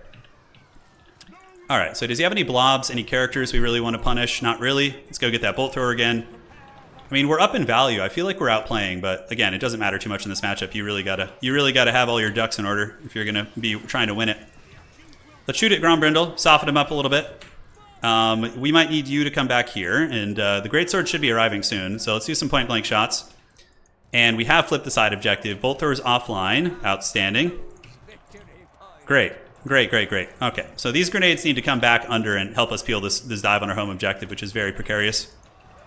All right, let's go get this cannon now. He's got Slayers chasing, which is good. Can just blast these guys, I think. Grombrindle's nearby. We do have these guys, which would be a nice target for that, but I think we save it to clear the home objective. Rockets at the ready, General. Rockets and rockets over here. Let's pull you back. Keep grenade launching. And old Gelt is going to hopefully be able to disrupt them. Great swords will be there soon. And, that should be nice for us. All right, so we got his other cannon offline. Let's run these Empire Cab over here. And I think we're okay on this point. Let's get you back, and let's just unsummon you while you're at it. So we're just going to do that, and then do the unsummon. And hopefully grenade launch these guys into the Shadow Realm. We can win on 2 objectives here, though. That's the good part. Like, we can win on 2. And I feel like we have pretty good control over the battlefield. I don't know. We could still lose it, obviously, but, let's move you guys up into the woods here. Do a little bit of screening. Empire Heavy Cavalry have effectively taken down cannons. Let's unsummon those ones off in the Shadow Realm. So we'll do this. Pull you back. And looks like those Dowie have been cleared off the objective here. Let's grenade launch. Silver Bullet. And now it's time to call in the dreaded Sunmaker once again. Just move this thing up and just start giving them the business, like, super hard. All right. Good job, boys. Let's get the great swords moving across. Grenade launchers seem to make a bit of a difference here. A heavy push coming from here, though. This is gonna need to be dealt with. He's got a lot of stuff being called out. So it's a good thing I have some, fourth quarter magic being used. We can push the home objective here. Let's start nuking off what's left defending this point. We have to deal with this guy, so let's just get some Haggard Swordsmen to come up. Yes, and they can probably hold against those Dwarven Miners. Looks like we're going to get pressed pretty hard over here. We'll creep around the side, and I'm going to try a little something. Oh, Felix is still alive. Holy shit. All right, let's shoot him with the Witch Hunter pistols. We could try a final transmutation. It would kill Felix, but I don't know if that's worth. Okay, let's get around the side, get on these Raiders here. And those are Ulthar's Raiders, which are a pretty good unit. So we're going to bombard them there.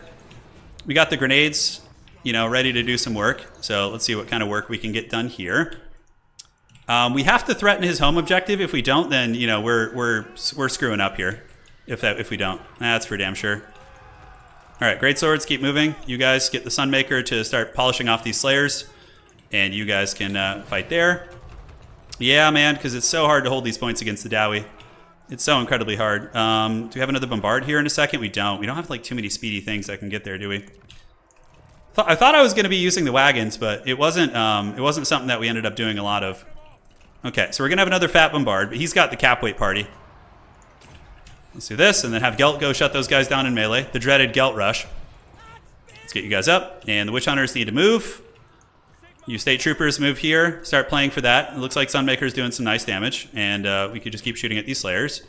You guys shooting, you guys, and we probably need to unsummon a little bit. We do have some cap weight here, but yeah, you like even when you feel like you're ahead a lot against dwarves, they always find a way to kind of troll you with the cheap armor. It's tough. It's tough, man. All right, so those guys are just getting tracked. So let's get you to waste these Slayers. The Empire Heavy Cavalry has arrived, but the Greatswords are already broken. Yeah, so I guess we just go for his top objective now. Because he's got a lot of slow units there, so we just try and wrestle the cap weight here and hope for the best. All right, we don't want to friendly fire our boys, so let's go after the blasting charges. And let's call in some wagons and get them to like start just sitting over here and shooting, although wagons probably are way better earlier on. He's got some AFK shit in the trees, he just remembered, so that's pretty funny. Do we have anything to shut down? Yeah, maybe the cannon can go. God damn, dude, we're so far ahead, but I just feel like it's not enough. You just have to beat dwarves with Empire, it feels like you just have to obliterate them. It has to be like a super one-sided, like, just karate chopping, right? Yeah, I don't know, man. Look at those greatswords. They got folded up by Grombrindle, dude. He's a mean man. All right, so we got that, and we can get another wagon coming in here. Or maybe just some cap weight. I don't know. We need a little something. The Sunmaker is about to use all of its ammo, so that's all good. It's all good there. Let's shoot these Slayers back here and get on that cannon. The cannon's going to get shut down for now. Grenades and Sigmar's Sons. We have a couple greatswords, which we can get back to the point, see what they can do. Wagons here doing it. I felt like we might have flipped the game for a moment when we kind of had that like side point controlled, but it doesn't seem to be the case. All right, Witch Hunter, let's get you in here, man. We need you. We need you more than ever, buddy. All right, so State Troopers, cannons offline for now. Wagons doing a little bit of poke and stroke, and it certainly adds up, but it's not quite enough. And now we're kind of behind, and he's got the Sunmaker, which is a shame. Could just bring out a wagon to move up and shoot those guys off while they do. Oh no! I think we lose anyways, but that last Sunmaker shot was really unfortunate. I don't know what the hell it was targeting, but those guys, they had some bad orders, that's for damn sure. Okay, got to do some housekeeping here. Wagons moving across. And, yeah, swordsman, let's go, dude. That shot was really painful, though. Yeah, the cost effective armor is good, but I mean, we're up by several thousand value. We still can't get him off the damn points, dude. All right, great swords, let's go, baby. We got the wagons. Maybe I should have made more of an effort to snipe Grombrindle or something, right? We try and take that man out. Yeah, he's got some DAC over there. The war wagon's got a little bit of shooting. Sunmaker did its thing. I know. It's not that it matters too much though, since this game is basically over. But it was something. All right, up you go. Let's get the silver bullets being unsummoned. Not that it matters. I don't have too much time left, but I guess getting them out could be nice. Grenade launchers clearing. Wagons shooting a little bit as well. We have any call-ins we can do out of Vanguard? Yeah, we're just desperate, dude. Send in the Death Jacks, man. Send in whatever you can. Nice grenades right there. That was a beauty. Balthazar, do you got any magic left? Nope, doesn't quite look like it. Couple troopers that made it up to the point. But just the cheap armor is able to really mitigate. The Sunmaker build, though, I think is good. On the right map, I think you could maybe win it. If it was like more of a straight map instead of like the objective on the side like this, I feel like I might have been able to win the game because it would have been harder for the dwarves to defend multiple points. Let's shoot Grombrindle to tank what dwarven leadership, is here. Unsummon this, unsummon, and Vanguard grenade launchers. Start vanguarding some grenade launchers out. Yes, move up and do this. Deathjack shoot, swordsman go. Wagons. Are we gonna get Grombrindle? He's at 300 HP. Might as well try and finish that man off. Yeah, I got a lot of points left. Yeah, to get, which is not good. I brought the Deathjacks as a weird tech against, like, to sneak around on a cannon. Don't know how good that was, but maybe like more Empire Knights with grenade launchers behind them could be good. Like if you can effectively shut down the ranged. I don't know. I'd have to think about this. It seems like it's so hard to win. like, what could I do differently? Maybe like a combat lord? Instead of Gelt flying around, and instead of the double witch hunter, we go with combat and just go wider. With like a Karl Franz to like just crush dwarf positions. That's probably going to be next time when I play this matchup. I'm going to try that. I think I'm going to try... well played to my opponent, man. He played great. I'm going to try a combat character because I don't know how we do it. GG, well played. Great game, man. Dwarves are hard. And the finals should be about ready. So let's see what that looks like now. Yeah, pushing the objective. Yeah, I suppose. I needed to, though. I guess I could have reinforced my side objective. Yeah, maybe with some cleaner play. Absolutely. So they're still playing right now, those two. And he will report that score. The accursed Dowie, once again, have squandered the dreams of Sigmar. It's always 3 points. Hey, Turin, why do Empire main tank going outside? Because the Empire indoors. That's pretty good. I like that one. So a combat character like a Toddy could be viable. Volkmar isn't very good because he lacks AP. So you get Crush the Weak. You'd bring his items probably. Yeah, 2400 is expensive. Yeah, we don't really care about debuffing dwarf stats. No, magic is still necessary against dwarves. You still need it. So he's just spamming cheap shit. He's just spamming like dwarven miners, which seems to be the way to do it. Need to get those miners and dwarves off the map quicker. I know, I felt like we did. The first salvo. I did like the opening of the artillery. Maybe just Sunmaker, although the Hellstorms were pretty nasty that game. They definitely gave us a value lead. I think just 2 is fine. 3 feels like overkill. Oh, Marcus was terrible in this matchup. He doesn't kill anything quick enough. So we go with this. And then what about like some forbidden tech? Like a handgun type build. It's so shitty. Hey, T-Rex, thank you for the 50, man. Means a lot. Hopefully you guys enjoyed the games tonight. We had a good run with Sigmar. It was fun. You guys finished? All right, so let me make the lobby. Now we have the true suffering matchup. Kislev versus dwarves. We have human dwarves versus dwarves. Turin finals. Let's game a spectator. Let's do this, and let's get them in there. Did you win, Outer? All right, and then we will get Lydon. Maybe I got to pick up Cathay, a faction that can beat these factions, right? Cathay can actually bang with Kislev a little bit. It's not the prettiest thing in the world, but you know it can do it. All right, so the finals map is going to be Imperial Road. Cool, it's a good map. Human dwarves versus actual dwarves. Let's go, baby. Yeah, I think Toddy could be a nice pick. It's good to practice, you know. We'll get back to the drawing board on that. It's playing against these great players is a great lesson. All right. So looks good. I'm being tagged somewhere in Discord. All right. Being tagged in the tournament chat. Looks like we're fine. Gary, let me see. Yes, Gary, I got the donation, man. Thank you so much. It was half an hour ago, right? Really appreciate it, man. Hope you're doing well. Oh, you have a. Yeah, the new badges did go up. Perfect. Bretonnia can fight dwarves better than Empire because Bretonnia has really cheap cavalry that can dive super effectively with lance formation. They have foot squires, which are cheaper and more cost effective than greatswords, and they also have like really nasty character squads with Fey, double paladin, or even just Fey Mortis Engine. Bretonnia with a Grail Relic can like fight dwarf positions all day. You know, maybe I'll play Bretonnia next time. That actually sounds like a lot of fun. I'll give them a try. I'll give them a try. Yeah, you guys have inspired me.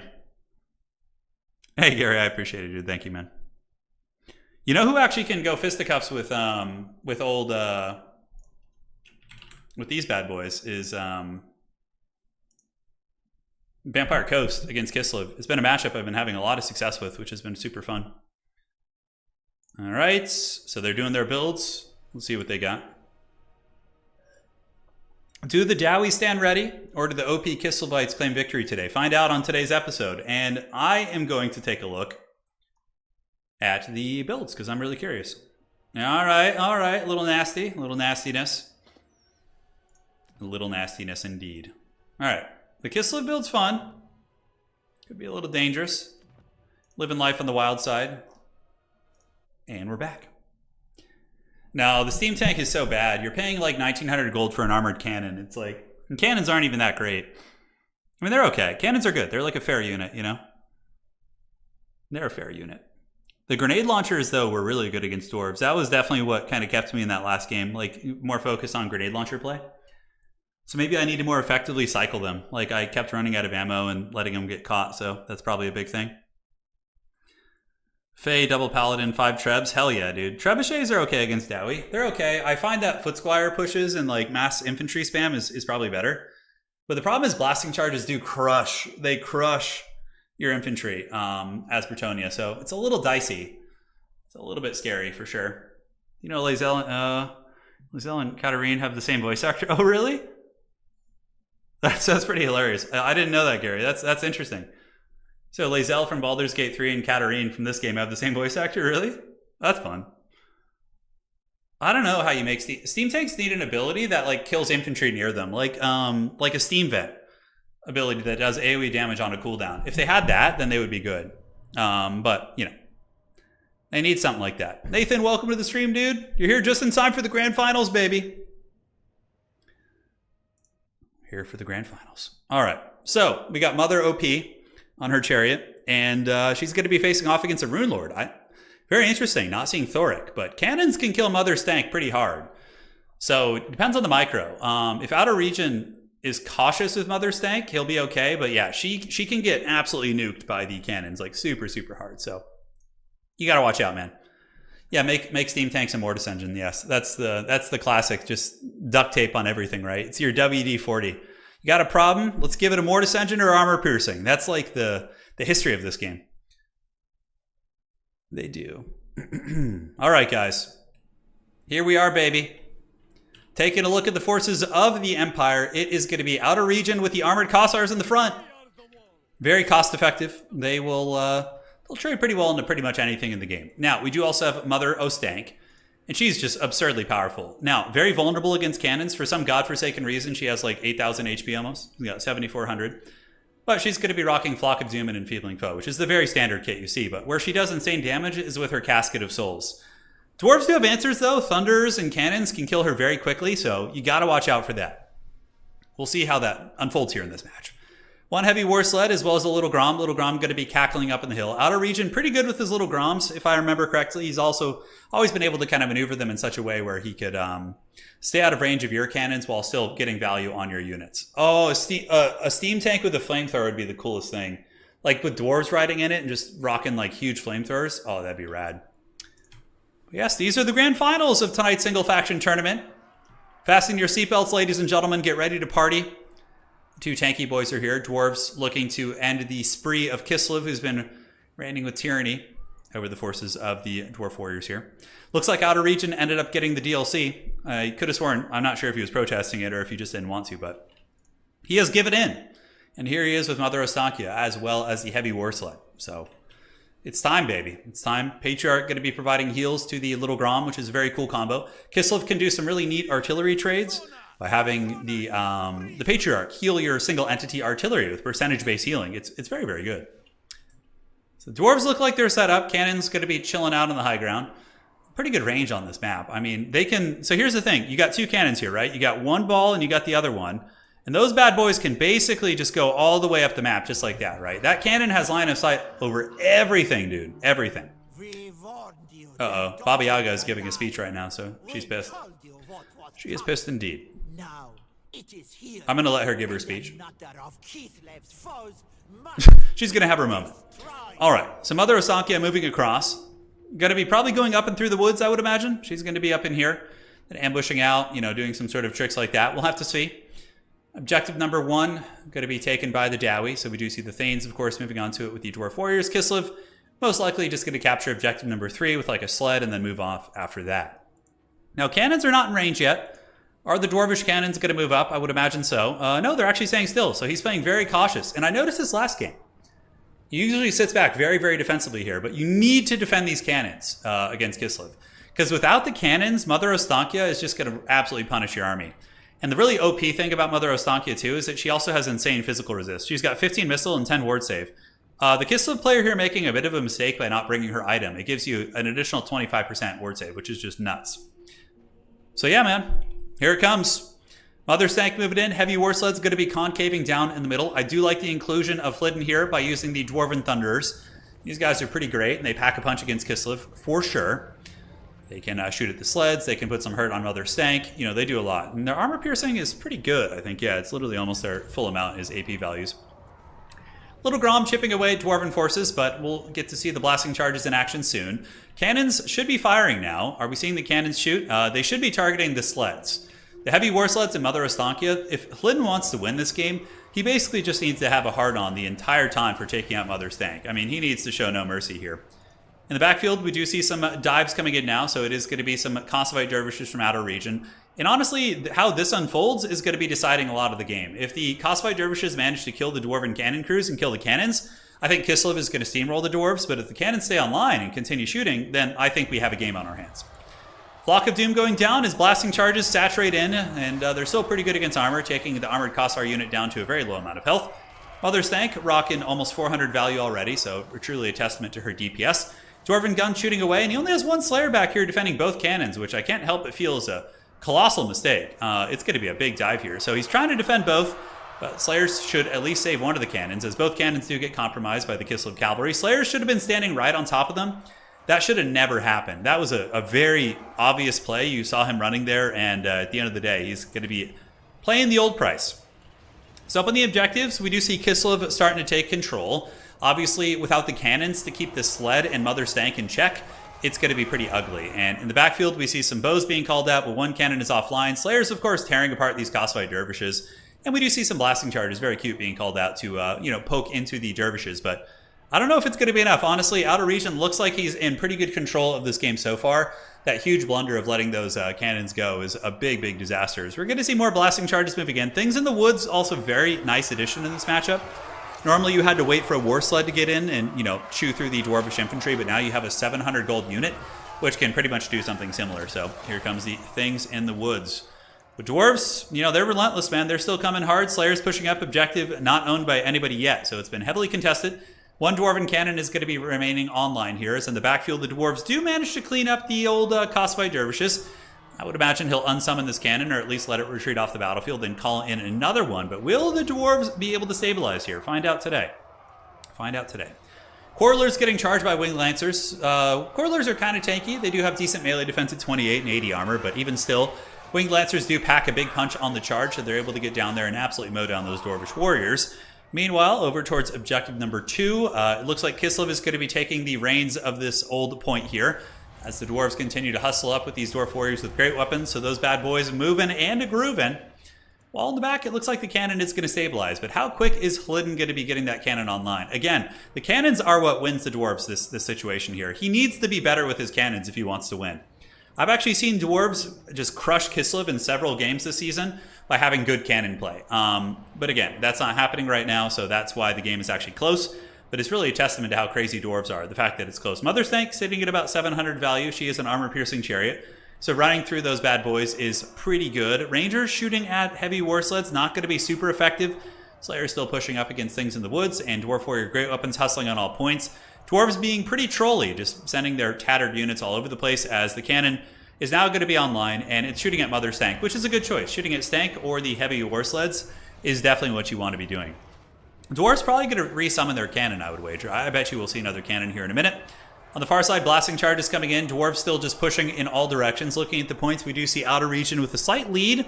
No armor-piercing Kossars here, just mainly the shielded variant, which I suppose isn't terrible. The higher melee defense is certainly warranted. Thane still karate kicking here, doing some jump kicks, sitting at 300 leadership here. Mother's Tank did get healed by the Patriarch, so she's just rolling dirty right now. Grandma is going ham. Dwarven Magic, Rune of Wrath and Ruin going down, and hey, not bad. It does a fair amount of damage against those Kossars up in the point. And the cannon, is it obstructed? Nope, it's still shooting. Mother's Tank dropping a nice Flock of Doom right there, and also skeeting out of her cauldron as she does push.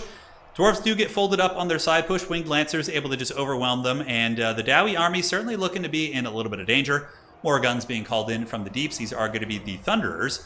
And honestly, the dwarves are keeping the value close, man. It's nuts. With healing taken into account, though, obviously Kislev is going to be a little bit ahead on value, but yeah, you got to put some respect on the dwarves' names, dude. They, you think you're beating them, and then you're just like, wait a second, these guys aren't going anywhere. Wait a second, what are these anti-large, unbreakable just Mohawk men fighting me, right? It does add up. And even the basic Dwarven Miners do have good armor piercing, so they can cut their way through Armored Kossars with enough support and time.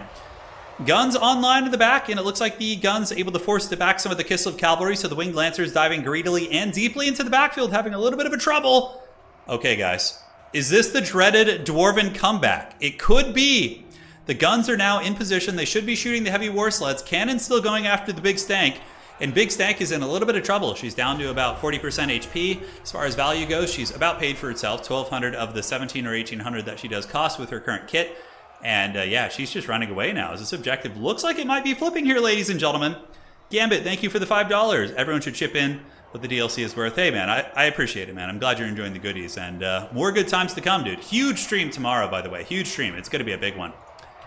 Some miners chopping through the Winged Lancers. These ones doing the same thing. And honestly, they will get it done. It's going to take a little bit of time, but that is going to be more value hemorrhaging here as Mama Stank gets cannonballed. Oh, Master Rune of Slowness. Okay, we're sitting and watching this. The foul OP Mama Stank. Is it time for the cannons to get her? She's trying to get away. Is there cannonballs on her? Are they line of sighted? Let's see. Oh, they're just barely in range. The cannons are trying to shoot her. Is it going to hit? Oh my God. Come on, give it to us. Give us the finish. It's what we're here for. Come on, cannon. Come on, cannon. Oh, it's blue balling us so hard. It looks like the cannon got obstructed. Oh, the sleds were back there. Okay. So Mama Stank is going to be breaking and running off the battlefield. So there she goes. She is going to be gone. And the dwarves are back in this game. With Mother Stank being offline, potentially, especially if she runs off the battlefield, I can see the dwarves slow pushing up and getting a double cap here. Outer Region is basically just going to desperation play and try and hold on to the middle to the best of his abilities. But with Grandma and the magic being offline, he's probably going to unsummon Grandma right now, which is what would be the smart play. Just send her off the battlefield so you don't have to risk your Lord penalty. Because that cannon, if it sees her, it's going to be able to potentially get her again. Looks like the cannon's offline. Heavy War Sled's offline as well. So that's a pretty big play right there, guys. Pretty big play indeed. So Mother Stank staying online. Maybe she's going to be using her little range shots. But that is super risky because if one cannon hits her, it's going to penalize the leadership of the Kislev army, which is a pretty big deal, right? Couple Kossovite dervishes diving in, looking to go for the back cap on the dwarves. The cannon is currently offline still, so he hasn't re-equipped the cannon ever since salvaging it from the backfield pressure. Dwarves still pushing up on the point. Mother Stank staying in there. Look at that, man. Oh, man. That is so much. She's so low, dude. So the dwarves waddling up to the point. A lot of capture weight. Still very close on point. So the dwarves easily could win on 2 objectives. We do get another cannon being called out to shoot the heavy war sled, but it looks like the cannon could be compromised by the Winged Lancers here. So we will have to see, ladies and gentlemen, if these Winged Lancers come back and get that cannon. Uh-oh. Flynn didn't notice it. Little plays like that can make or break a game, man. They can make or break a game. So it looks like Baba Yaga was sent off the battlefield. Either that or she got cannonballed. Let's actually check. So leadership of the Kislev army here. Looks like the Lord was unsummoned, so he's not going to have to worry about the penalty. He was able to get the tactical retreat. He basically just gave Kislev a free cannon here, which sucks. Granted, the archers in the back, the rangers, able to potentially peel these guys off, and they're broken now because by our blood proc. So the cannon is going to be back online. The Dowie moving up, just trying to swarm, trying to make sure they can win on the double cap. And if the dwarves do manage to get the double cap against Kislev, they might be able to just run away with the game and just hold on to it. You know, triple capping Kislev isn't going to be easy with sleds in the backfield, as well as the shot cavalry that can come out. But overall, yeah, we'll see what happens. Cannon is online. It must be shooting at things in the woods. Here we do have Longbeards making it up. Thunders in the back, putting some firepower into the things in the woods. Rangers also putting a little bit of hurt onto those bad boys as well. Heavy war sleds causing nice disruption in the high ground here, running in and clearing out some of those troopers where they can. But now the dwarves should have a couple of cannons online, but the dervishes are back. Oh, that's so annoying, man. Lydon really dropping the ball and defending his cannons this game, but understandably, it's not easy. I mean, Outer Region is a really good player, so it's going to be a tough one. On the backside, Armored Kossars being called in from reserves, trying to get some capture weight up. Longbeards fighting on the point, miners grinding away, sleds causing a lot of pressure on the backfield, and honestly, Outer Region might be able to edge this game out simply due to the fact that he's been getting all these artillery picks in the backfield. That has been the doom of the dwarves this game.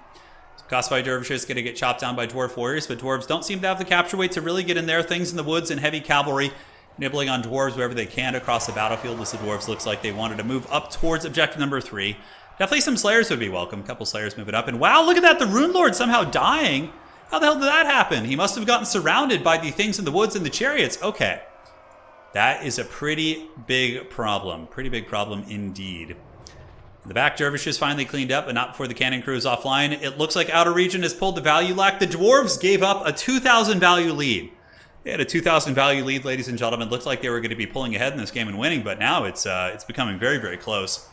If Outer Region reaches 1,000 points before the dwarves reach 500, then that's how you know he would win on a single cap in that situation. But looks like Kislev's going to anchor it down, guys. Rune Lord in the back is going to be pushed back here as the heavy war sleds and company do continue to pressure. Dwarves moving up on all fronts. Back point looks like dwarves will probably be able to hold it by just allocating some miners to defend that. The dwarven fighting power up on the point isn't very good anymore. We have some dwarf warriors, but there's heavy war sleds, things in the woods, Kossars, and yeah, a lot of dwarf units are on their way in, but they're just kind of trickling in. Slayers will be very helpful against things in the woods, but at the end of the day, don't know if it's going to be enough, because right now it's going to be a triple cap situation before you know it. And dwarves, especially in a close game, are probably not going to find a way to triple cap you.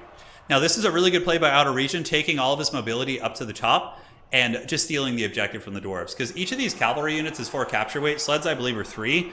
Things in the woods are 3 as well.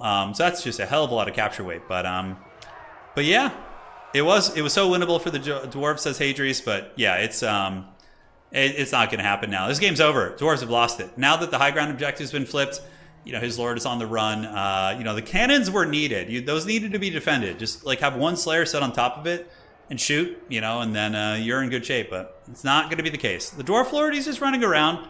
He's still alive, but that's a rock hard triple cap, ladies and gentlemen. The dwarves starting to wrestle the middle point, and I mean, maybe, yeah, like dwarves are nasty with their cap weight, dude. Slayers here, Slayers will cut through a lot of these big units, and the blasting charges, of course, aren't bad either.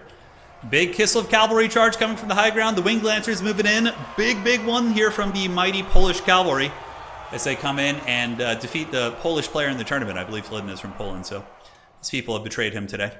Back point taken by Kislev. Dwarves going to be restructuring that. Looks like the dwarves do have the capture weight here, but Kislev is able to get a little bit back. Is the Dowie sending anything towards objective 3? Doesn't look like it. He's going to need to Vanguard something out of Vanguard right here and start heading towards objective 3 to make sure he has a chance. And I mean, the dwarves did eventually maybe get this middle point. Are the Slayers going to be able to do it? I don't think so. Slayers will trade very poorly into Armored Kossars, so that's not going to work out. Winged Lancers coming to the high ground. Back point is resecured by the dwarves, who are now moving towards the middle, but yeah, man, that's it. That's GG. I don't see Hlidden coming back in this game. Kislev is just so rock hard here. They have a lot of cavalry maneuvering around. The Patriarch, by the way, guys, is healing everybody around him. I would imagine. Does he have the item? It looks like he does have the, yeah, he's got it, which is crazy. So that's going to be healing all the nearby Kislev troopers.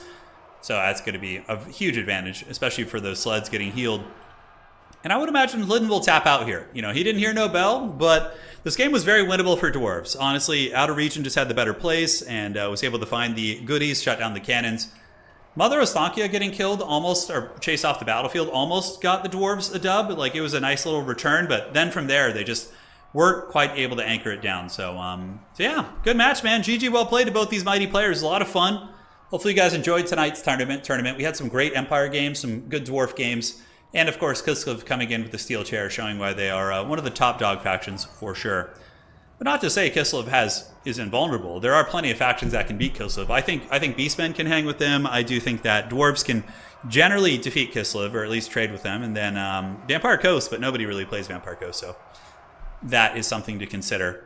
Hlidden holding on, and now he's going to lose his back objective again, most likely.